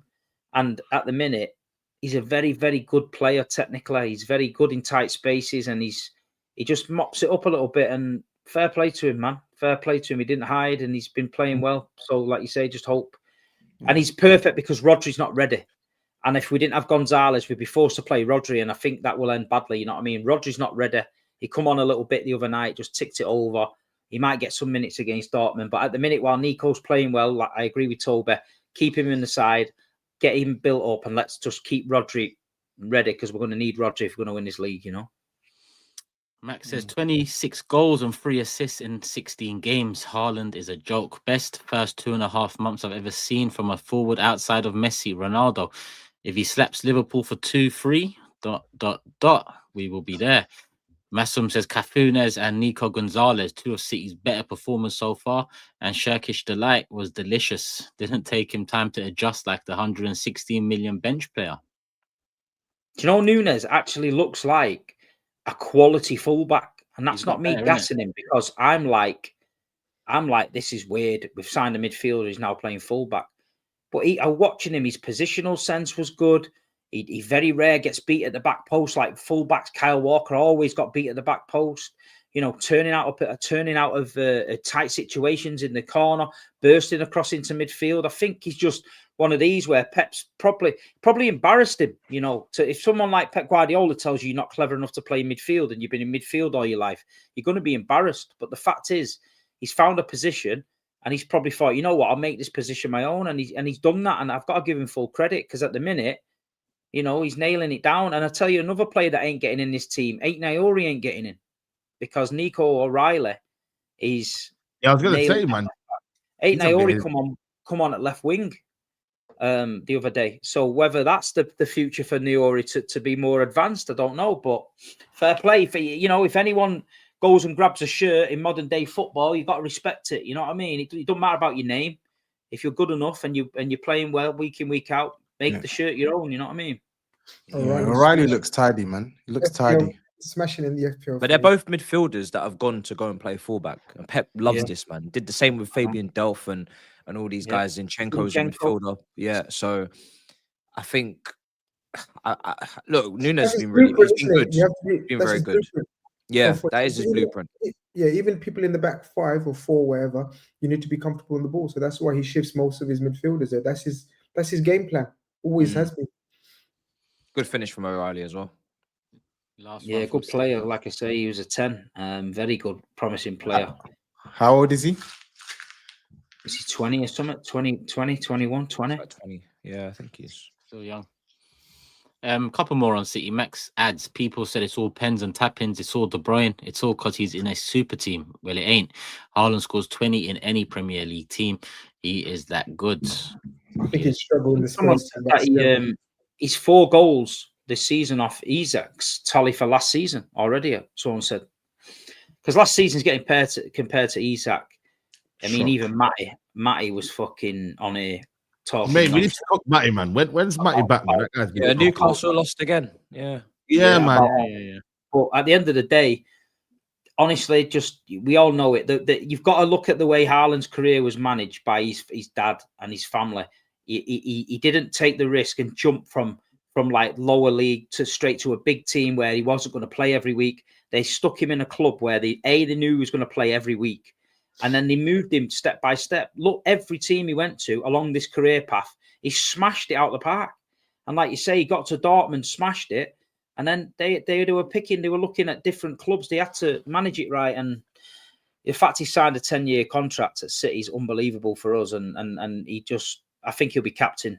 I think he'll be captain and just carry on doing what he's doing. But we've got to keep him fit, man. He's a big old unit of a man.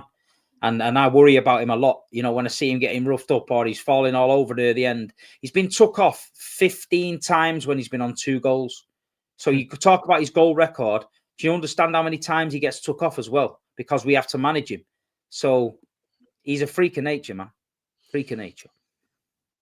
Last one on City. Kusta says, how the team stop Haaland? Park the bus. Man is on terror and he's unstoppable at the moment. Literally echoing Steve's words just there. That's the last super chat on City. I've got 6 super chats left over from the show that I'm going to get into now. So hit the like button as we're wrapping up. Prediction table to come soon. Lee Slim's in the building. Big up the man them. I've said 4 times I didn't want Isak at Arsenal. Oh, sorry. I've said for time I didn't want Isak at Arsenal. Strictly based on his injury history. He's like a wet Weetabix. Good luck with him, Grizz. Andrew asks, question, can you name the best player performance without a goal or an assist during the game? Mine is Neymar versus Atalanta. Question like that past midnight. We'll have to let that marinate, man. Yeah. Maybe we'll come back for that next week. Yeah, I think we should have a little GA. think. It's a good question. I don't want to just give a rubbish answer. Mine's Right, easy. GA. Recent memory: Suarez versus Arsenal at Anfield, where he hit the post with a shot. That Suarez was just a menace to society that game, but he didn't score. It was just crazy. There's one. Andrew, you know what? I might note this down and actually do a piece of There's a content. couple actually. Yeah, There's definitely. Neymar. There's definitely World Cup ones and stuff like that. Boyne's As well, had a that I'm couple. trying to- There was a World Cup one. I hate to say it, but there was a World Cup one with Hazard versus where Brazil. he just went brazy. I think it was France. Went brazy, bro. Pogba's got a couple of these as would well. Messi's got a Messi would couple. have a couple over. Yeah. Did Zidane score against Brazil in that famous one where they talk about Zidane running Brazil? Yeah, France, he Brazil. scored. Yeah, he Yeah, scored he the did. winner. Yeah. Oh, No, wait. No, I'm not talking about that one. I'm talking about What 1-0 quarterfinals? No. This was another. No, tournament. but Zidane run. No, Zidane. That's one. Zidane run that game. He did score in that game though. Didn't Henry score? Or was that I Portugal? remember. Someone will know. In No, the chat. Zidane definitely scored against Brazil. No, they won 1-0 in the 2006 World Cup. I swear Zidane free kick back post. Henry finished it. I would say Luka Modric as well for me. The 2017-2018 Champions League, I thought Modric was outstanding, bro. Outstanding. Yeah, Zidane Oh, got they're the saying assist. Henry scored. They're saying Henry scored. Yeah, but Zidane got the won the assist, game. so he still doesn't count. All right, Andrew, I'm gonna note this down, and when you see the content come out, that's because of you, my brother. So love for the super chat. Appreciated. Cess is quoting SAEED. Yeah, it was crazy. Fair play with man in between every single word. Another question from Rishab. Keane, Kante, Yaya, Gerrard, Vieira, Silva, Lampard, Fabregas, Rodri, Modric, Essien, Scholes. How would you rank them? We ain't got time. Yeah, bro. Yo, man, like Rich Bob, yo. Big up Rich Bob, man. Don't rank them. Pick your best one. I'll pick Gerrard, Vieira, Silva. Yeah, clear. For me, clear.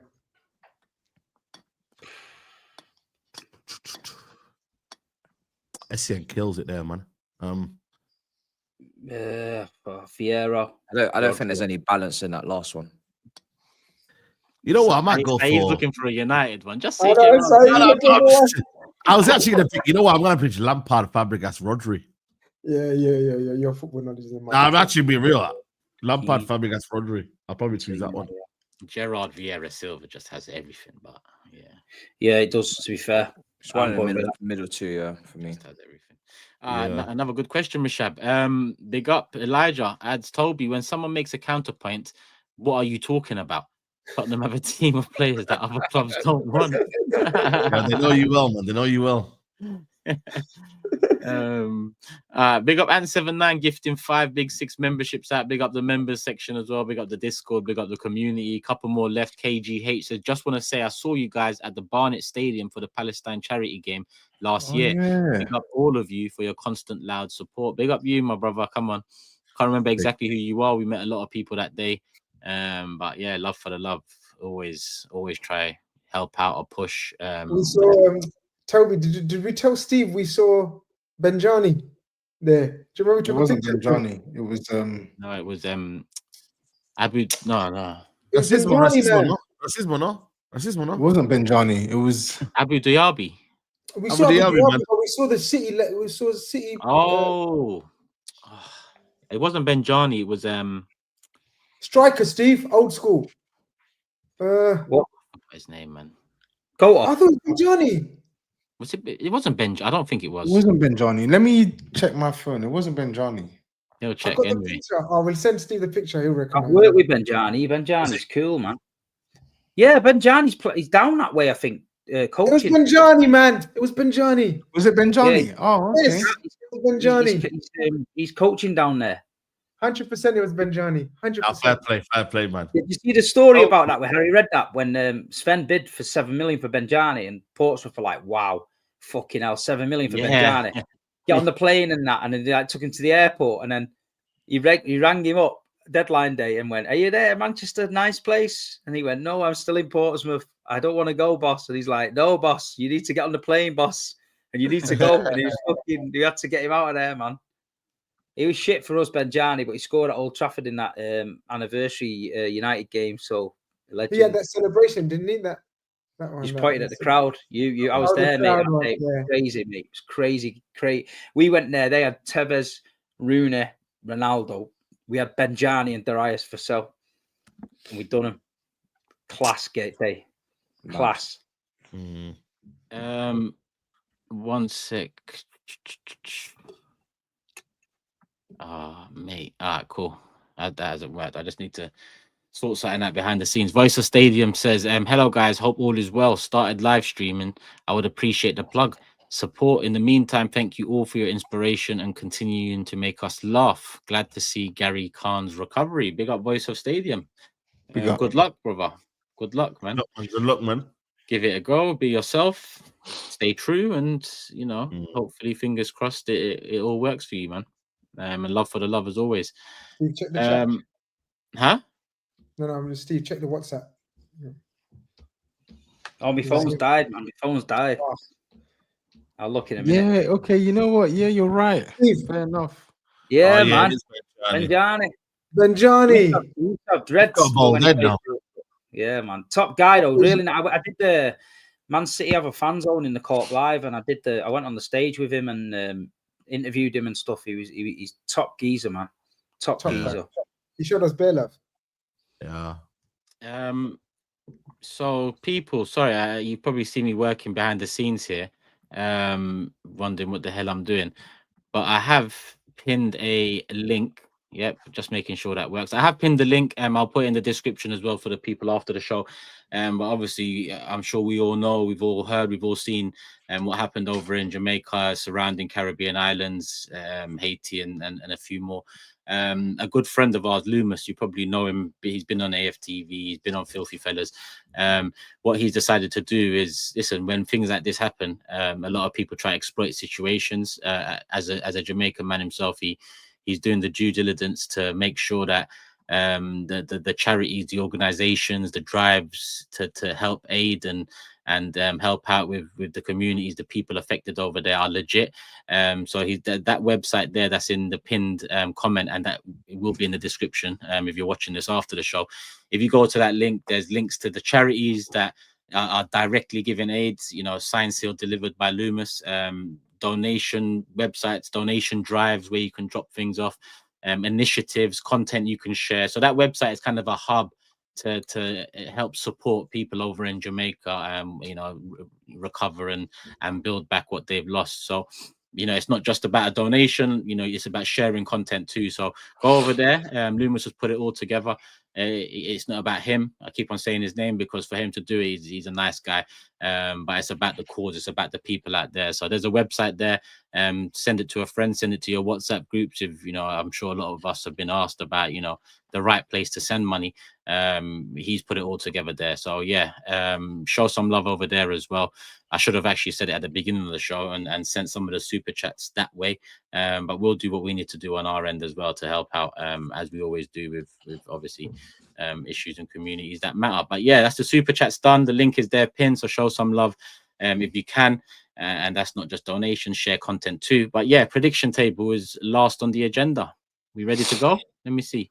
Sure. Yes, I have uploaded it. All right, cool. So the prediction table was looking like this. Everyone got a correct score this week. TOBS actually got 3 correct scores this week. So the table now looks like this. Okay. They tried to count me out. They tried to count me out. Remember what I put on my story, SAEED, when I mentioned the trophy? Remember? Yeah, what I man. said? Don't worry, man. Okay. Enjoy yourself, man. You should have played your double points trip then. I should have. You're right. I flipping should have. Matisse, you played 2 as well. You played 2. So for the audio listeners, it's dark. Yeah. For the audio listeners, Steve is top, 5 correct scores, 37 points. In second is now TOBS, 7 correct scores, 36 points. You thought the pain ended at 90 minutes? Ah, you're a cunt, man.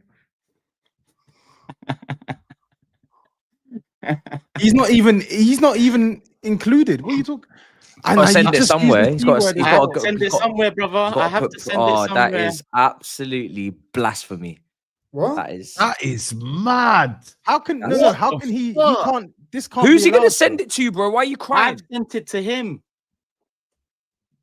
Do you understand? Oh. Yeah, listen, just you have to hold that. I'll be real. It's fair that day that's the same. That makes perfect sense. Who the hell else is gonna send it to you, bro? Oh my days. He's putting down everything. Actually, oh shit! You're foul. You are foul. Oh my days. So for the audio listeners, sorry. Unbelievable. Sorry, I had to take half his points this week. So I am top, 5 correct scores, 38 points. Steve second, 5 correct scores, 37 points. SAEED's in third, 6 correct scores, 34 points. TOBS with a whopping 7 correct scores is in fourth with 31 points. Matisse joint on 31 points. He's got 5 correct scores, and GRIZZ still bottom on 26 points with 3 correct scores. That is what a week for brother Toby. That's crazy. He's know. had a shock. TOBS, you're finished. You know, you have the amazing week. Yeah. By the way, TOBS crazy. By the way, he's gonna have this crazy week. He's not concentrating. He should have played his own chip. Why? I just said that though, and I didn't even know. By the way, this is 2 streams on the trot where I've lost my why ride you not playing your chip? And look at the time I sent it, Thursday, 8 p.m. So people had all the time in the world to send it before that. I just said, you know what? Wait. Would you got to bury him with GRIZZ? What do you mean by that? What I mean by that is, look at you there, bro. You're buried. I'm trying to get you some company. No, why are you so obsessed with me? I don't understand it. I don't get it, bro. And you've used your goal halves chip, so you can't even get me back this But season. but what have I actually done to you? I don't understand it. Man says, what have you done to me? I don't get it.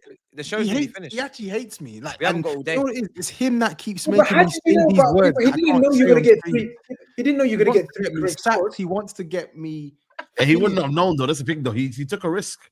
Wait, can we swap SAEED around? That's hurting me. That's worked out the worst for Toby because 3 correct scores is Yeah, man. That free That's correct scores massive. is legendary stuff. I was can't lie. smiling, you know, in the studio. Yeah, he was like to me, "I tell me who's played a chip," and in my head, I was thinking, "Brother, you don't have a clue." While he's losing as well. While he's yeah. And he's also celebrating his correct scores, thinking that Wrap he's it done up, man. madness. Wrap it up, man. Yo, listen, it Tobs up. are finished. Wrap it up. They're finished, man.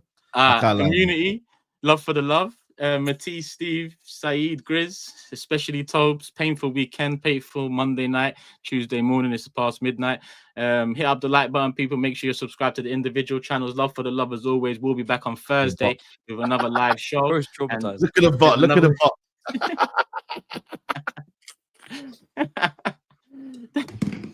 There's No, shout out to the bot. He's finished, man. Toby's finished. Bless him. there's another debate coming out, I think tomorrow, people. But obviously Skull's End away. the stream, so man. End the we'll stream, see. please. And I'm trying to give them reminders, bro. Yeah, reminders. Love for the love, man. We're at people. Peace.